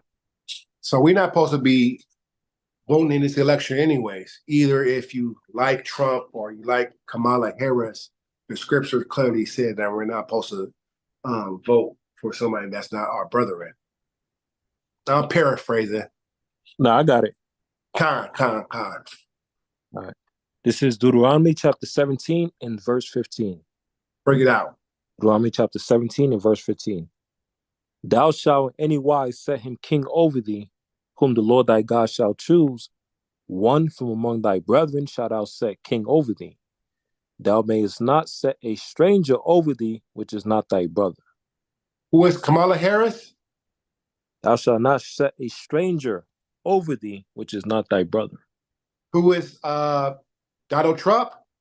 Thou shalt not set a stranger over thee, which is not thy brother. These are strangers. Most High don't know about these other nations. Most High said he does not know them. The scripture said that he only knows the children of Israel throughout the families of the earth. So these guys are strangers. Even though, the jury is out. I don't know if Kamala Harris is an Edomite, because they say her father is an Edomite / Indian. So we don't know which she is. She's either Elam or Esau. Because they said that her father, Judge Brown said that his Kamala Harris' father is an Edomite. His father was an Edomite. His father was an Edomite. And I don't know. Yeah, Salakia. She's an Esolamite. They're not like us. They're not like us. They're not like us, man. They're not like us, man. Yeah. So you go ahead and play the video, King. Well, hold on. Somebody assist Salakia. Oh, so Salakia, go ahead, Queen.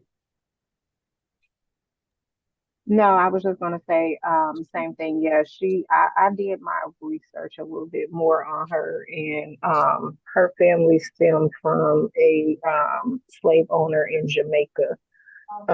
So that's where her family stems from. They even used her father as a slave on the plantation when he was a child. So is he an Edomite? Is it her father? Yeah, is he's an an Edomite? Yeah, he's an Edomite. His father is a white man. His mother is the Jamaican. So that's Okay, where they mistake things, because it's his mother that's Jamaican, not her grandfather. Okay, so there you go. And Jamaica just is a country, the land of wood and water. That's what they call it anyway. So it doesn't matter. Anybody can move to Jamaica. A China man can move there, call himself a Jamaican. So check that out. She's an Edomite, man. Thank you for the information, sister. It was kind of vague. They really keeping the father out of the limelight. They really hiding who the father is. You gotta play 10 clues to figure out who her father is.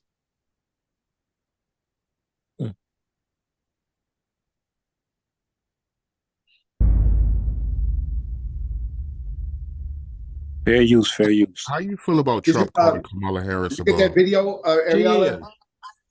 That other video I sent you? Career prosecutors John. and suffers from Oh, character. we can play that one after this one, and that's it.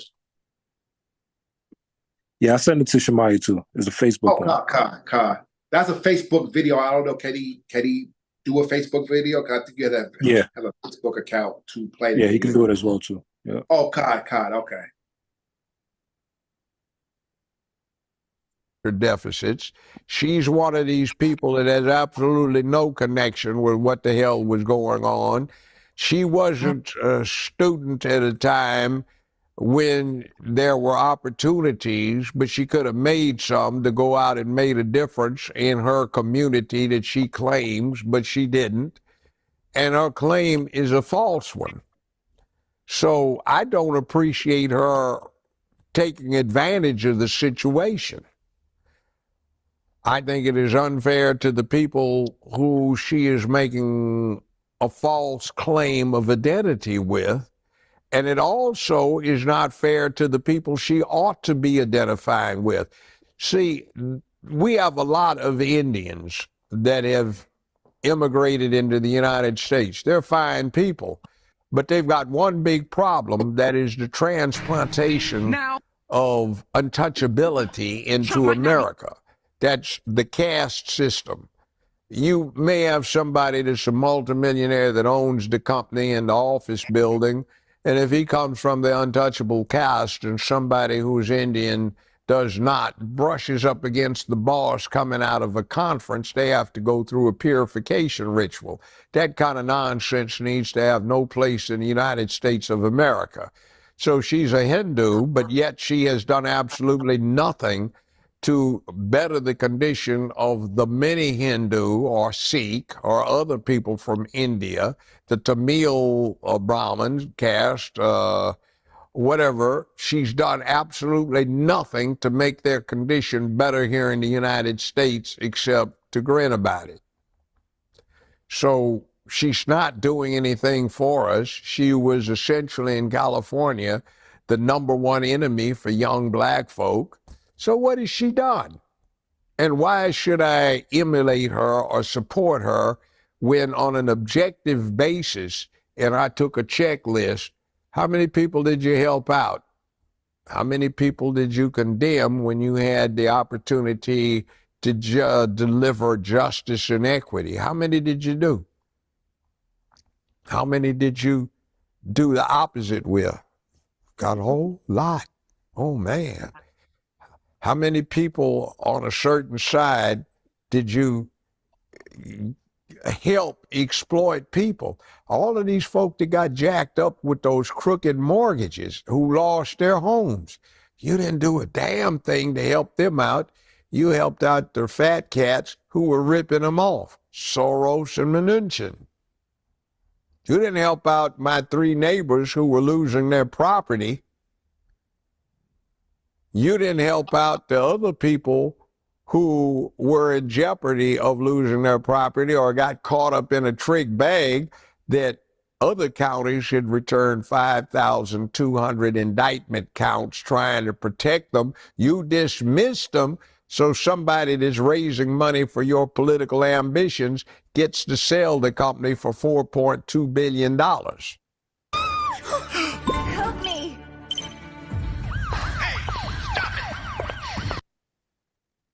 I could go on. I'll give you another illustration. It's kind of funny. What do they call somebody black mixed with somebody white? Black. Yeah. If somebody is black mixed with somebody that's Chinese, what do they call them? Black.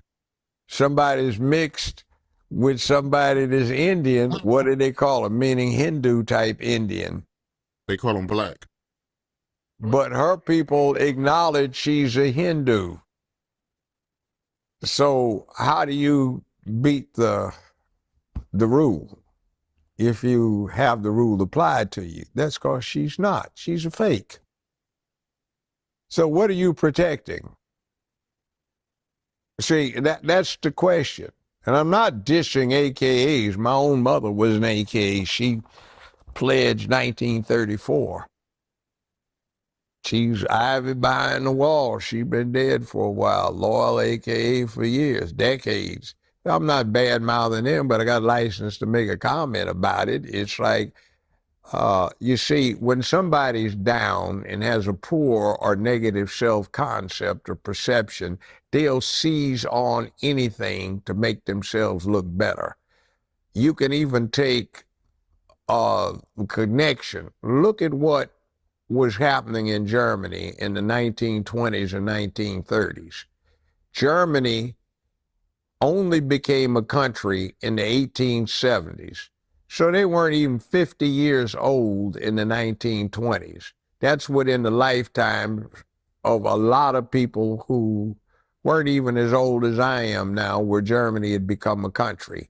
You had had a lot of pride. You just got your behind whipped in World War I, and you needed a scapegoat. You wanted something to identify with. Somebody started telling you about your glorious heritage, and you were dealt with as descendants of kings and queens. Sound familiar? Who ruled things, and they were blonde-haired, blue-eyed supermen, Aryans from the far north. Well, the problem is Aryans do exist. They're technically in anthropology known as Indo-Aryans, but they look like Camilla and her daddy, and they come from India. And they did have something to do with Germany. But you see, you told a lie, and people seized on it. If you listen to some of the woke folk, particularly black ones, they have shall we say, a revision of history to make identifications with certain groups that they think give them status. You know what I'm talking about, some of the things that are out there. That's the same thing they did with the Germans in the 1920s and 1930s. So what goes on when you do this, there is a tendency, black females particularly show this, to seize on something they can identify with, to give themselves a false pride. They already have enough to be proud of if they actualize their own potential. But they have not been raised, acculturated, and socialized to think that way. So you have to give them something that has the semblance of respectability that they can identify with. So they identify with Kamala Harris as a successful black woman.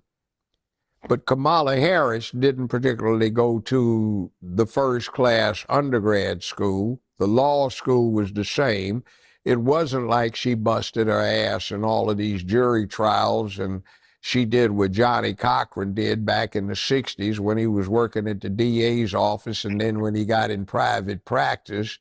It wasn't like she made these landmark cases, took these civil rights things up and made history with them. It wasn't like that. She screwed her way to the top. Ooh, you heard that? A paramour. She screwed her way to the top. All right, go ahead, baby. Anybody can do that. So you've got this subconscious thing by the black woman saying, I could do that. But on the other hand, I want to ignore that. And I want to say she got there by grace of her accomplishments. No, she has none. But you see, it's something to identify with. A sister got to be vice president of the United States. I'm black and I'm proud. Well, she's not black. She's not being proud of what you got conned. So why don't you just say, I just need to work hard and I will be able to look in the mirror, and I don't need a Kamala Harris. I can look at myself and say, I'm that person. I'm that entity. I'm that kind of hero or heroine, see.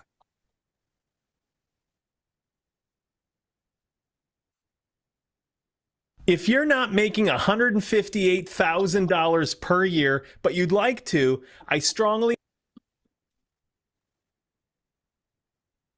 Is that it in the video?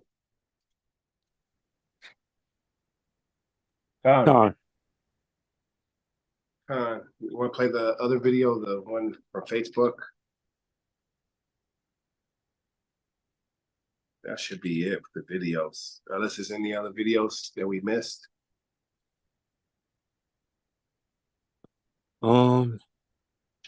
Just the Facebook one, and I think the one you sent about Terrell Owens. Okay, kind of.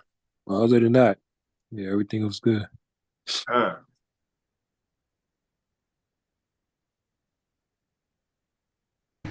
Now, Trump might not be the answer for all of us. I ain't too fond of him neither. He scares me a little bit. Little unhinged. But I don't know how many of you studied Cyrus in the Bible. But apparently Cyrus was a bit like Trump. A little bit unhinged. The Bible says in Ezra 1:1 that because of a proclamation Jeremiah made 400 years ago, when Cyrus was in office, the Bible says the Spirit stirred up the spirit of Cyrus, and he began to do what God told him to do.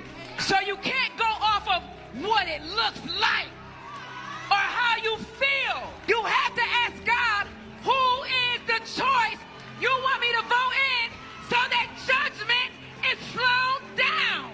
And I'm going to say it one more time. If you vote the wrong person in, judgment will be expedited. It is not God. That woman is not God. And the fact that God had his prophet talk to y'all about that high-level witch that had them concerts, and the other white lady, high-level witch that had them concerts with the red lipstick. And just like them Greek organizations, there is a reason God warned us. And now we see all of them banding together and the high-level witch endorsing the other high-level witch. This ain't what you think. This ain't what it looked like. And This woman That's is that literally telling Christianity you to dogma. vote for a nation Yeah. who is not your people. God, that's that Christian dogma anyway. So Most High is not dealing with Edomites. Somebody give me the Ecclesiastes 7:13.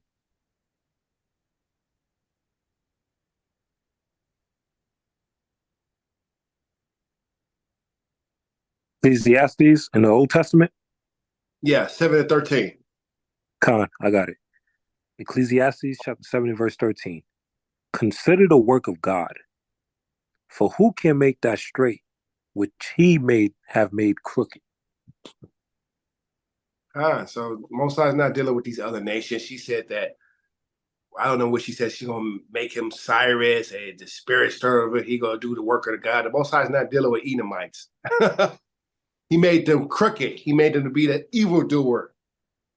So that's just that Christian dogma that Most High somehow is going to be dealing with Esau. And the Most High is a mastermind. He's already using Esau to do the evil things on the planet for his will. So he's not dealing with Esau. He made them to be the crooked of the planet. It's nothing you could do. You're hugging, Jesus on the main line, tell him what you want. It's not going to work on Esau because he made him crooked. Like scoliosis. Hey, Shalaki, there's a video about Terrell Davis. Oh, God, yeah, I put that in there. That's Terrell Davis got profiled on the plan. I forgot about that. I put that in there. So yeah, let's play that. And this is if you guys don't know who Terrell Davis is, he was a two-time MVP, I believe, or two-time Super Bowl champion with the Denver Broncos. He got racially profiled on the plane. Go ahead and play that video.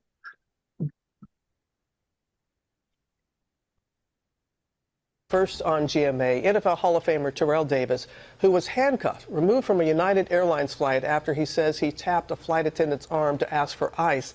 Davis was a star running back for 7 seasons, winning 2 consecutive Super Bowls with the Denver Broncos. He said the incident, which happened in front of his wife, Tamiko, and children, has left him humiliated, powerless, and angry.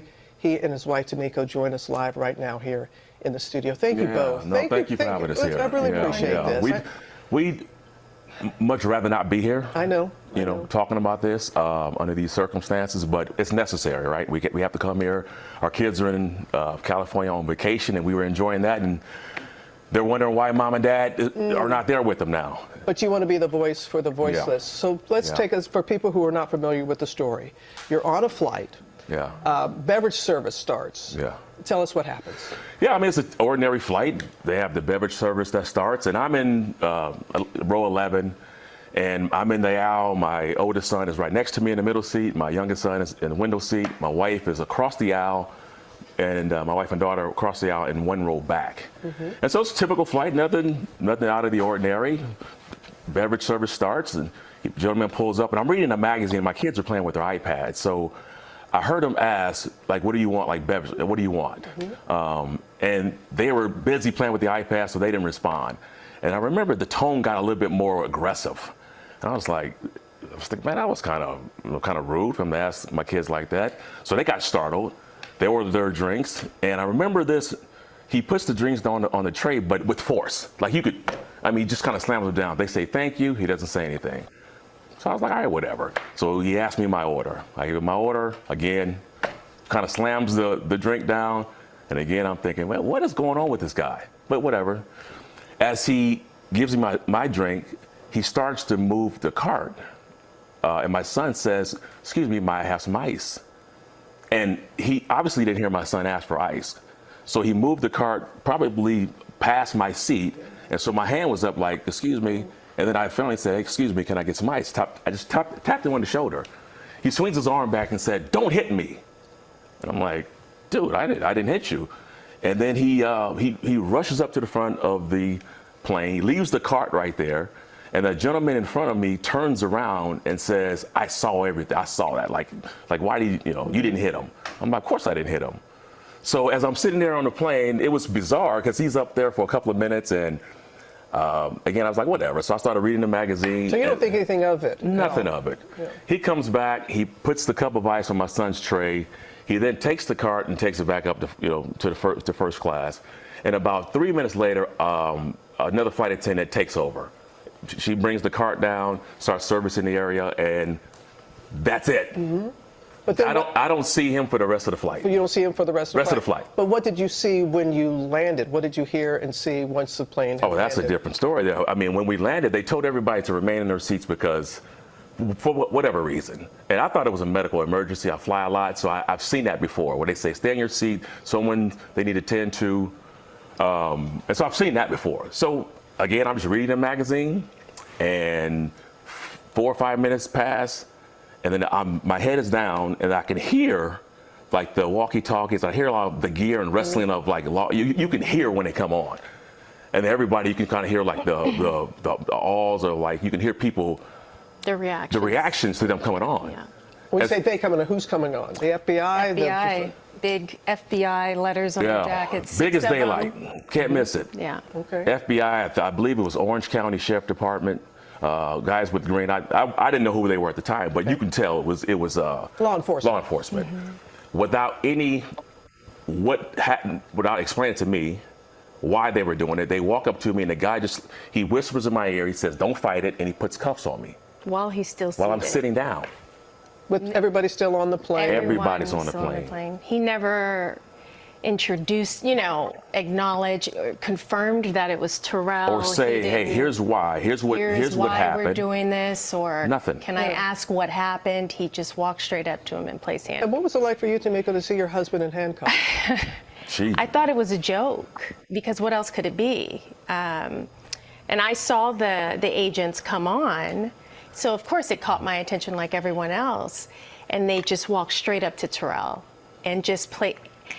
And so I jumped out of my seat and I said, wait a minute, like what's going on? And I hopped over the woman next to me, and I was kind of like to Terrell, are you joking? Like, is this a practical, is this a prank? Like, and he just said quietly, no, it's not. And I'm looking at my sons, who are sitting right next to him, watching their dad being handcuffed. And what could we do? And I'm asking them, what is going on? Like, why are you doing this? Why? And they pick him, have him stand up and pull him out. So I go after him, and he's telling me to stop. And then I'm standing there. The kids are still sitting in their seat. Everyone's staring at us. It was just. And the children are ages 9 to 13? We have 13. Our sons are 13 and 11. Our daughter is 9. No one helped me. No, they came back. They asked for a jacket to drape over Terrell's wrist. I said, can we get off the plane? So I yelled to the kids, let's go. I grabbed Terrell's bag out of the overhead. Where do we go? Like, what do we do? You know, I want to go with him. No one, I mean, we were just left to fend for ourselves on a flight with everyone staring at us. And United said this. They said, we removed the flight attendant from duty while they closely look into this matter and are reviewing their policies around incidents like this. They also say they have reached out to apologize. Have they? And what do you want to see, both of you want to see happen here? Well, number one, they have not reached out to me and apologized. They reached out to my attorney, but I have not heard from them directly.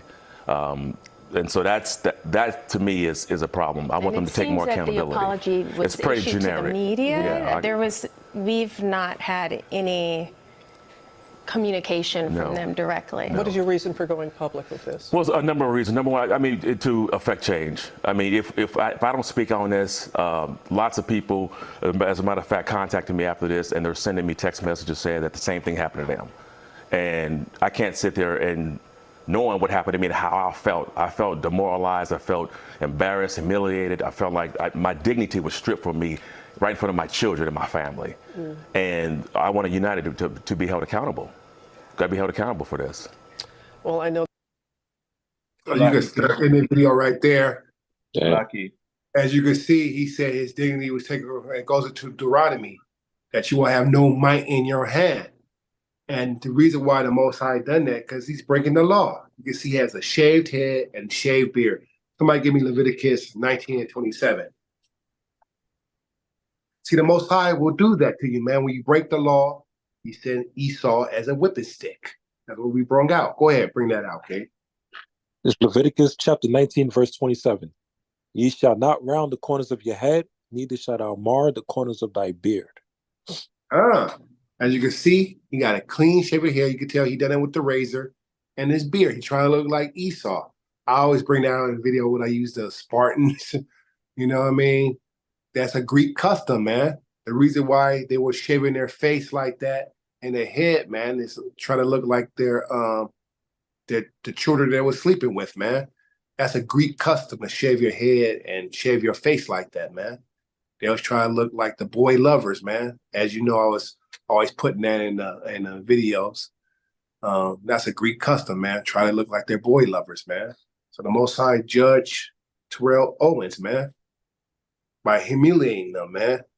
And we brought out already in the scriptures that this is not your rest. Even though he's a Hall of Famer, a two-time back-to-back Super Bowl winner, he just tapped the flight attendant to get his son more ice. And he had and then the police come on. And not only was the police, they said it was the FBI, the Federal Bureau of Investigations.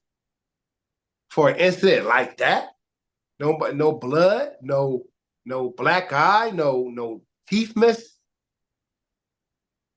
This is how much they probably knew who he was. That was his tactic to humiliate him.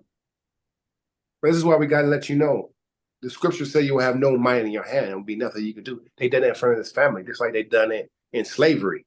They used to take us away from our children. There will be no might in our hand. Somebody get that in the book of Deuteronomy. It said there will be no might in your hand. They will take you away from your family, sell our children, alligator bait. That's the same thing they was doing in the old days, taking our children away, using them for alligator bait and stuff like that.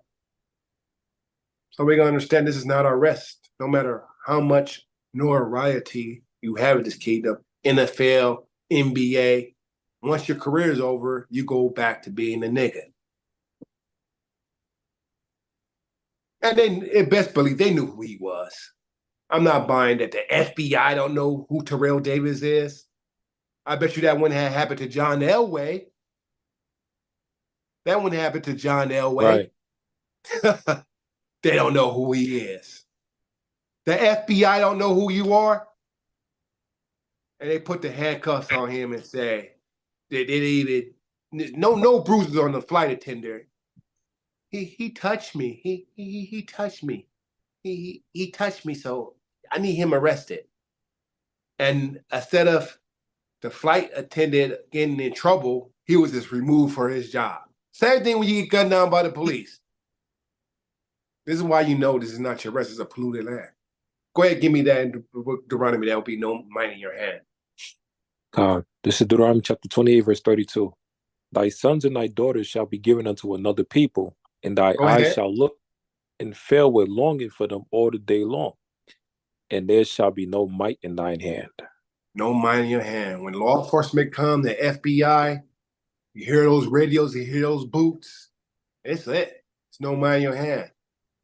This is a Hall of Famer running back, won 2 Super Bowls, and a little peon flight attendant that probably make $10 an hour, $15 an hour could take you down. Well, that's what Tariq said. Tariq said, one thing about white supremacy is I could do something to your race and you can't do nothing to my race with impunity. So that's what white supremacy is, man. It's the smallest peon, lowest level of Edomite could do something to you. I bet you that flight attendant wasn't even making $50,000 a year, opposed to this rich man that's probably got $15, $20 million in the bank. But the lowest Edomite could take you down. You see what they done to Bill Cosby? These poor white women that they raped this man and they held the secret for so many years and they took him down, man. And he just now getting out of jail. That wouldn't have happened to a rich. You could never find a story that you see a wealthy Edomite going to jail over a sister saying that he done something to him. That will never happen in this kingdom. I ain't never seen it. But in our kingdom, in this kingdom, the lowest Edomite could take you down and say that you done something, you'll be in jail. Or accuse you of something, and you're guilty first and proven innocent later. And I'll land my plane on that. I just wanted to bring that out. But the Most High judged them because of the whole Leviticus shaving the head, man. The Most High will send things to happen because you're breaking the law. And this is not your rest. Hey, Shlaki King, just to add to that. Now, he was humiliated on a plane full of people, white, all different races, whatever the case is. And nobody stood up for him. Well, not just that, but the humiliation that he felt wasn't, he wasn't beaten by the FBI, he wasn't slurred or anything like that. Imagine the humiliation. Of course, the mother is shocked to see this is her husband, right? The provider for her family, her children are there, right? Their kids are seeing their dad put in handcuffs, and they are powerless to help the one who is their protector. Now, imagine the humiliation, and it's hard to even imagine the humiliation. Your dignity, buck broken in front of your wife and children on that level. This level of humiliation that he felt can't compare to the psychological damage, because even after it, now he can come on a national station and say, "Hey, I was wronged and I was ill-treated. I'm somebody in this society." You can't do that after you were buck broken. You had no voice to say anything and people to back you and say, "Hey, this happened to me too. These airlines do this a lot," or whatever the case is, and have now people in your corner. You, after you get buck broken, how are your children looking at you? How are your wife looking at you? Same thing in slavery, King. Same thing when the master used to take the big, strongest buck and rape them in front of the women to prove. Yeah, that's what I'm talking about, being buck broken. Yeah, Right? Same thing. The level of humiliation of this, what happened to him, can't compare to being buck broken in front of your family. Absolutely, man. And they knew who he was. So there's no way the FBI don't know who Terrell Davis is. The FBI, the Federal Bureau of Investigation, don't know that's Terrell Davis. Come on. They wanted to do that to humiliate him, to let you know that you're still a nigga. Right. And that's what it is. This kingdom is wicked, man. That's why you don't have any allies. No matter what you do in this country, gold medals, Super Bowl titles, NBA titles. Once your career is over with, you go back to being a nigga. Once your entertainment is over, the cameras is off, and nobody stood up for him in that plane. And the lowest of Edomite took you down. They knew that man wasn't struck. I mean, the captain of the plane could have assessed the situation because he's the one that got a call in. He could have assessed the situation and see that he could have got witnesses' statements but he decided to call it in anyways. Now I'm in transportation, so I know what goes on in transportation. I've been in transportation 16 years, same thing, layovers and stuff like that. You assess the situation and you radio. So the captain he should sue that whole airline. But the simple fact is that flight attendant is still not going to get arrested or recommended or be embarrassed or his dignity strict because that's how the Most High set it up to bring you down, man, a peg, to let you know to come back to law such a the Most High done that. Hey, Salakia, just want to add one more story. The same thing happened to the Williams in Paris. They denied her. I didn't hear about for that. a restaurant. What happened to that one? I didn't hear about that. Yeah, remember, she's, gold medal, all of this stuff, Olympics, Wimbledon, all of this stuff. And they denied her in Paris for able to come into a restaurant. They denied her from coming to a restaurant in Paris. Is that the one that's married to the Edomite man? Yeah, the one that looked like she like Foxy. Who she like? She like Kim right now. Okay, because there's two. Which one was it, Serena or Venus? No, Serena. She looks like Kim. Oh, yeah, that's the one that bleeds her daughter. skin, the one that has the baby with the Edomite. Yep. Yeah, that's judgment, man. Mm-hmm. Yeah, man. That's why I say you think you get all this notoriety, you get this fame, you get this fortune, you win all these awards, these gold medals, these NBA titles. As soon as your career is over, you going back to being a nigga in this kingdom. And they know who you are. Trust me. Esau know who you are. Oh, he knows. And damn sure you can't pull that the FBI didn't know that was Terrell Davis. I mean, once your name pop up, your profile pop up, you put your type in. They before they came on the plane, they typed his name in because you got to register on that plane. They knew what seat number he was in. They typed in Terrell Davis. All that shit popped up that he was a Super Bowl 2-time champion. Come on. And the captain didn't even assess the situation.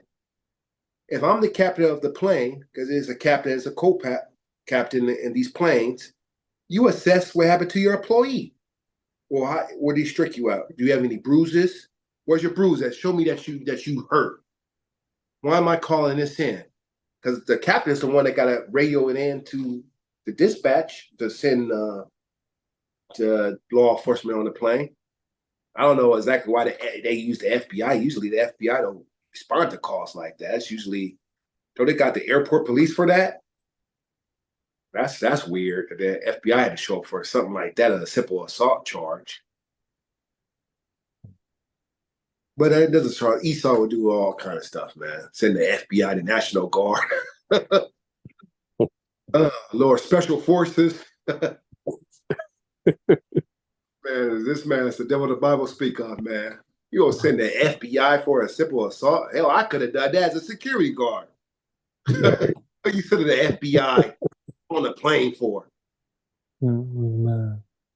No bruises. His teeth is not knocked out of his mouth. I can understand if his teeth was bleeding like a fish or you just leaking everywhere. I'm just tapping you so you get my son some ice. But the Most High done that. We all know that was the Most High. You got to keep this law. You got to grow your beard. You're breaking the law, the Levitical law. Shaving your hair all bald. But the Most High will do that to you, man. To humble you. Now, I don't know if Terrell, we brought up the scriptures about pride. We don't know if I don't know if he's a prideful brother because he won the 2 Super Bowls or what. I don't know his personality, but maybe he was prideful. Maybe the Most High wanted to bring him down a peg or two, and let you know that white supremacy still exists. Hey, Salaki, same thing happened with Terrell Owens. Yeah, Yeah, these Exact football thing. So players, they always get in trouble with the law enforcement. They love football. They love the strongest brute they could mess with, man. And they know who you are, man. That's an ego thing that they could take down a football player or make them a walk. modern day gladiator. Yep. Yeah, gladiator, man. You know, that's Esau, because you know they can't beat us any, hand to hand. You know. But that's their pride of Esau. The scripture said he'll have a perpetual hatred for us, man. And he still had that. He's still mad about that blessing. Still mad about that blessing. Most High chose us in the womb. So you guys can understand that. I gotta go get me a battery charger. It's on 10%, so you guys could continue the video. Any last? Yeah, we about to close out, King. Oh, you're gonna close out? Okay, then I don't have to get the battery charger. Anything you want to say? No, we just gotta keep the commandments. My thing is keep the commandments, love each other, and get rid of that pride of Israel. That's all I had to say, man. Because we're in the stretch of things, man. We're in the last day.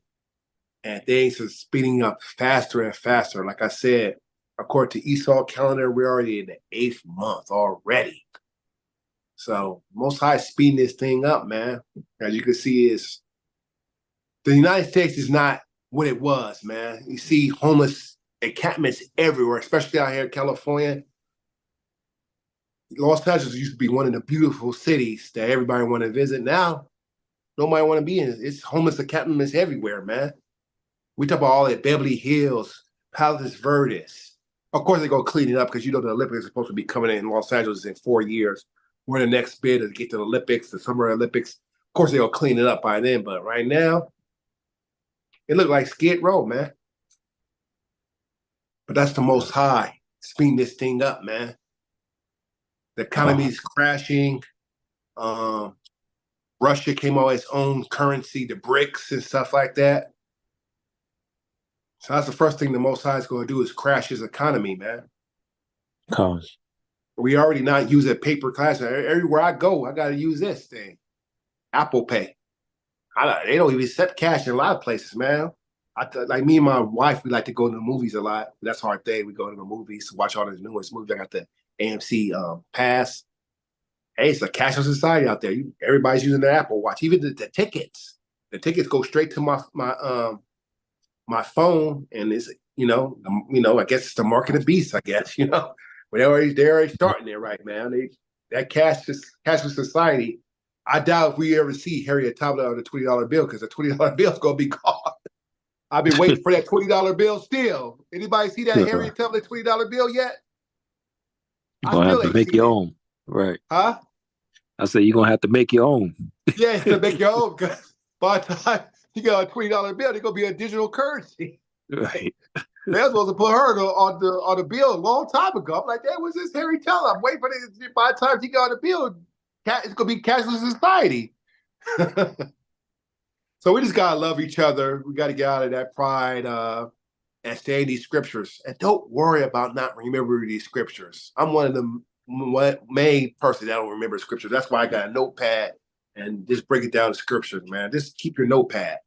We don't have to remember everything. That's all I have to say. We just gotta just keep our notepad, get books like this. They have all the precepts in it. This got all the precepts in it, man. You get this on Amazon for less than $20. You guys want to look. That's all the precepts. And you can hold camp. You can hold camp like that. Don't be embarrassed to have your notes out and teach camp. That's all I have to say. I land my plane there. We just gotta love each other. Stay in these classes, write notes, stay in these classes. And I'm Rob Judah. Now I land my plane. It was a pleasure to do my first class. You guys Thank you very much. And I appreciate you guys, man. I love you guys. I usually do online lessons, but this is my first live teacher, and I'm coming up in the spirit, man. That's all I have to say. I'm coming up. We all got to come up in the spirit, man. We all got talents in this truth, man. The Most High uses us for different things. Electronics. Men is good with precepts. Men is good with editing. Men is good at gathering up. He gave me 3 traits: the YouTube, the editing, the gathering up the men, financing the camp, and the equipment and stuff. That's my talent. And I'm Rob Judah, and I land my plane. I love you, Yahweh Bashim Yahshua, Brakatah, all praises to the Most High, and Kum Yashala, and we got next. Hey, Shalaki King, I just threw up a share, some other ratchetness, of course. Huh? What is that? I can't even put my glasses on. Let me see if I could make it bigger. Yeah, make that big. I can see somebody grabbing something on the shoulder. Is that 2 women? No, it's saying rapper Lil Woody, 16 years old, and his fiance, 26-year-old, are going viral because of their height and age difference. So who's 16 and who's 26? Which one is 16? The rapper Woody. I don't know who the hell either of these people are. Let's figure out. I have no idea, man. This I don't rapper know these Woody is. They come like a I don't dime a know. dozen nowadays. I'm guessing the rapper is the female. You know, so let's figure out Little Woody. He married a 16-year-old. I don't know. Let me pull up. Yeah, I'm confused. I'm sorry, guys. I don't know these rappers anymore, man. My generation is Tupac and Biggie and DMX. Okay, so it looks like the rapper is the guy. Oh, the rapper is the guy. Yeah. So he's a 16-year-old? Because he's a 16-year-old, and his fiance, yeah, I guess it says right there, fiance, is the 26-year-old. Okay, so it must be that the state must be the age of consent is 16, right? Because I know certain states, you could be grown at 16, 15. In California, the age of consent is 18, but the age of consent must be 16 in that state, right? Yeah, I guess. Oh, okay. She's in love with a 16-year-old rapper. She's 26 years old. Yeah, nothing shocks me this kingdom anymore. We can see the intellectual conversations going on right there. Yeah, that's a SpongeBob conversation basically between SpongeBob era. Our people, man, our people is always into some craziness, man. Well, at least it's a man and female. I thought it was a female and female. And when I said, "Oh, is that 2 females?" At least it's a heterosexual. God. That's I mean, nowadays, man, you be seeing female and man, and the way decided to make Lil Zion a female, and oh my goodness. Oh man, yeah, that's another so. Yeah, man, this whole kingdom is nothing. Man, that was a great lesson, man. Great. I appreciate it, man. Not bad for a man that don't know the scriptures, right? Not bad for an old man that don't know the scriptures. Not bad, man. So yeah, that was a great. Yeah, that was a great first lesson. All praises, man. Like I said, man, you guys are guiding me. We got great readers, and we're just a support system, man. Like I said, everybody got their strength in Israel.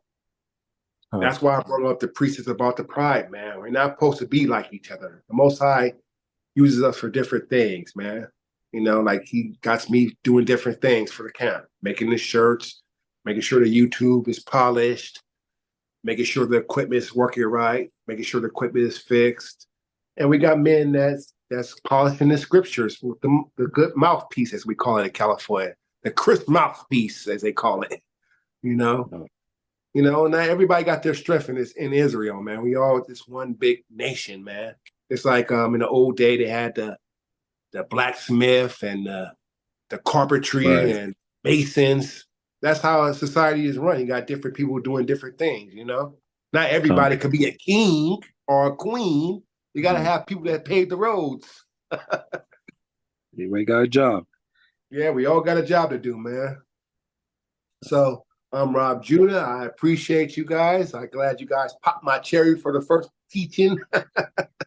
You know, got my cherry popped. They're teachers. So, you know, usually I like to do solo bolo and just put it up on the internet. So it was a great teaching. It was good, man. I'm glad I experienced teaching in class for the first time.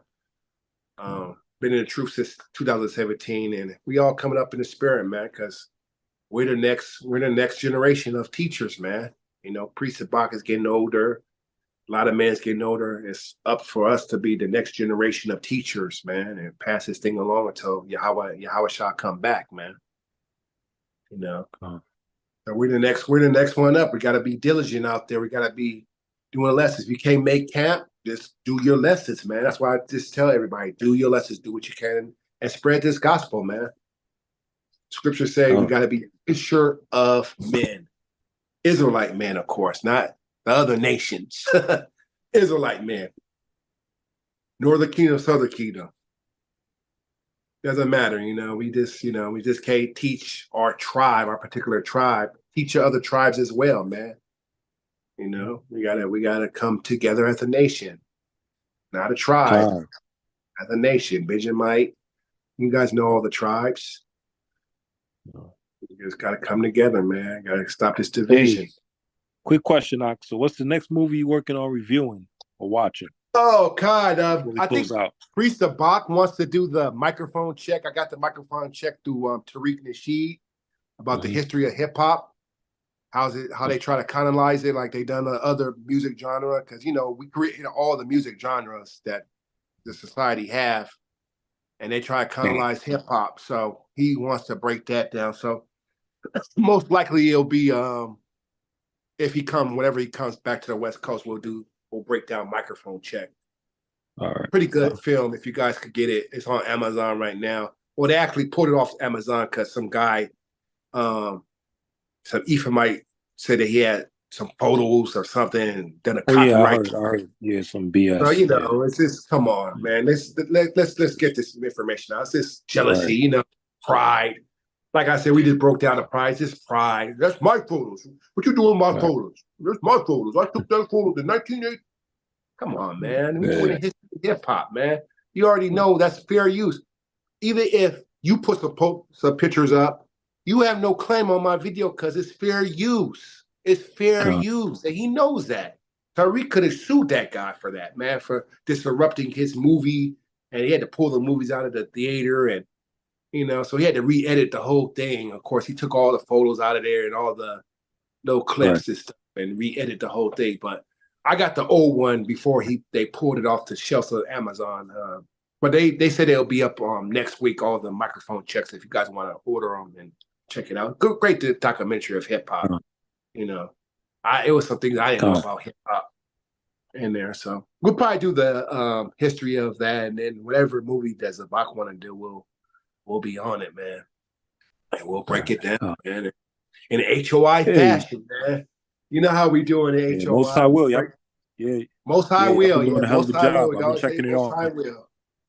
Yeah. So just to let me know if you guys ever want me to do another class, we keep this rolling. I guess we can have any other members of HOI do. We just take turns to alternate and yeah. What I'm doing this the last month for the HOI full rotation, and then I'll hit everybody up and we'll set the rotation back and all of that stuff. So this the last month, so we want to close out strong. I was very nervous though. I was like, "Oh my God, I'm a teaching class. I'm gonna mess up." Nah, you got it. It's not that bad, man. Jeremiah 1:5. You got it, King. Yeah, I was nervous, but I had butterflies. I have butterflies in my stomach about teaching the class, but I got through it. You know, it's just like when I had to start, huh? Yeah. What was that album with Kendrick? What was it? How to Pimp a Butterfly, or something like that. How to Pimp a Butterfly. Yeah. God. Yeah, I had the butterflies in my stomach to teach the class, but I said, you know what? I was nervous about driving that bus 16 years ago about hitting stuff, and I done it, and now I'm a vet at it. Shema Shaq. Yeah. Crazy, Zach. So we're gonna close out. We're gonna close out with the Lord's Prayer. Hopefully everybody was edified. All you brothers and sisters, beautiful job again from the brother Rob Judah, HOI LA in the building. All right, thank you guys for having me, all my HOI family. And let's get this kingdom and let's spread this gospel till Yahweh shall come back. Come. Good. Let's do the Lord's Prayer. We're going to do face to the east. Do you guys want me to face to the east? What we doing? Or yeah, you can face to the east.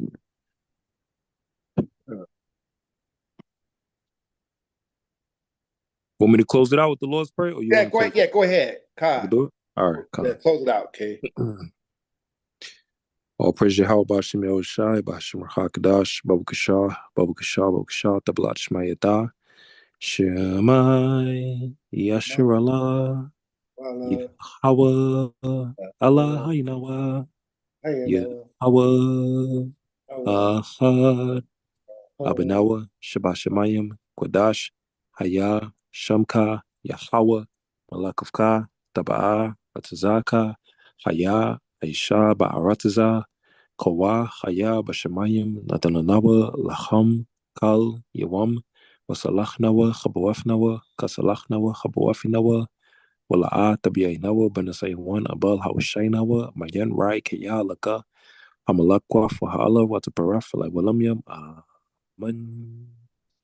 Our Father, we ask you to watch over us, watch over the nation of Israel, to guide us and protect us, to keep us safe, to direct our steps in righteousness, to strengthen us mentally, physically, also to bless us spiritually, also as well financially, how about Shemil Shai, throughout these last days and the times of our trials and tribulation, to strengthen us, how about Shemil Shai, keep us away from wickedness and from evil, and also to strengthen the love and also the compassion and the brotherhood and the sisterhood amongst us as a body, as a nation, as the people of Israel, and to bring judgment and wrath and righteous destruction unto the heathens, unto the wicked, and unto those that try to destroy us in these times. Also destroy all the wicked in these times, Yahweh Bashim Shai, and to strengthen the righteous, to make our hands stronger and stronger. And to bless the brothers and sisters, and increase us for the days of the kingdom of heaven, and also for the return of Yahweh Shai. The water to Amen.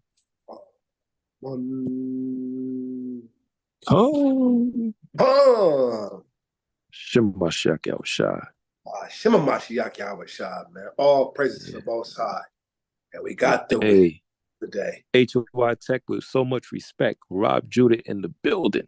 Rob Judah West made side. it, man. West side. Finally made it. Got from behind the camera to teach, man. Whoever thought, man, Good. Rob Judah would be teaching the class. I was the one that's behind the camera. Right. That man waited till he got his spiritual body before he bring out the lesson. God, we got to get Brother Dalad now. We got to get Brother Dalad to teach the class now.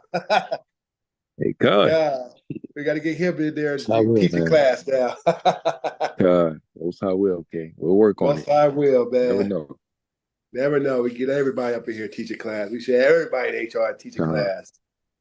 But it was fun. It was great information about Mashiach Yahshua. All praises, and we got through it, man. We got through it. It's about information, and we just want us to stay home on that day, man. Vote for the couch, man, that day, because we can't vote for none of these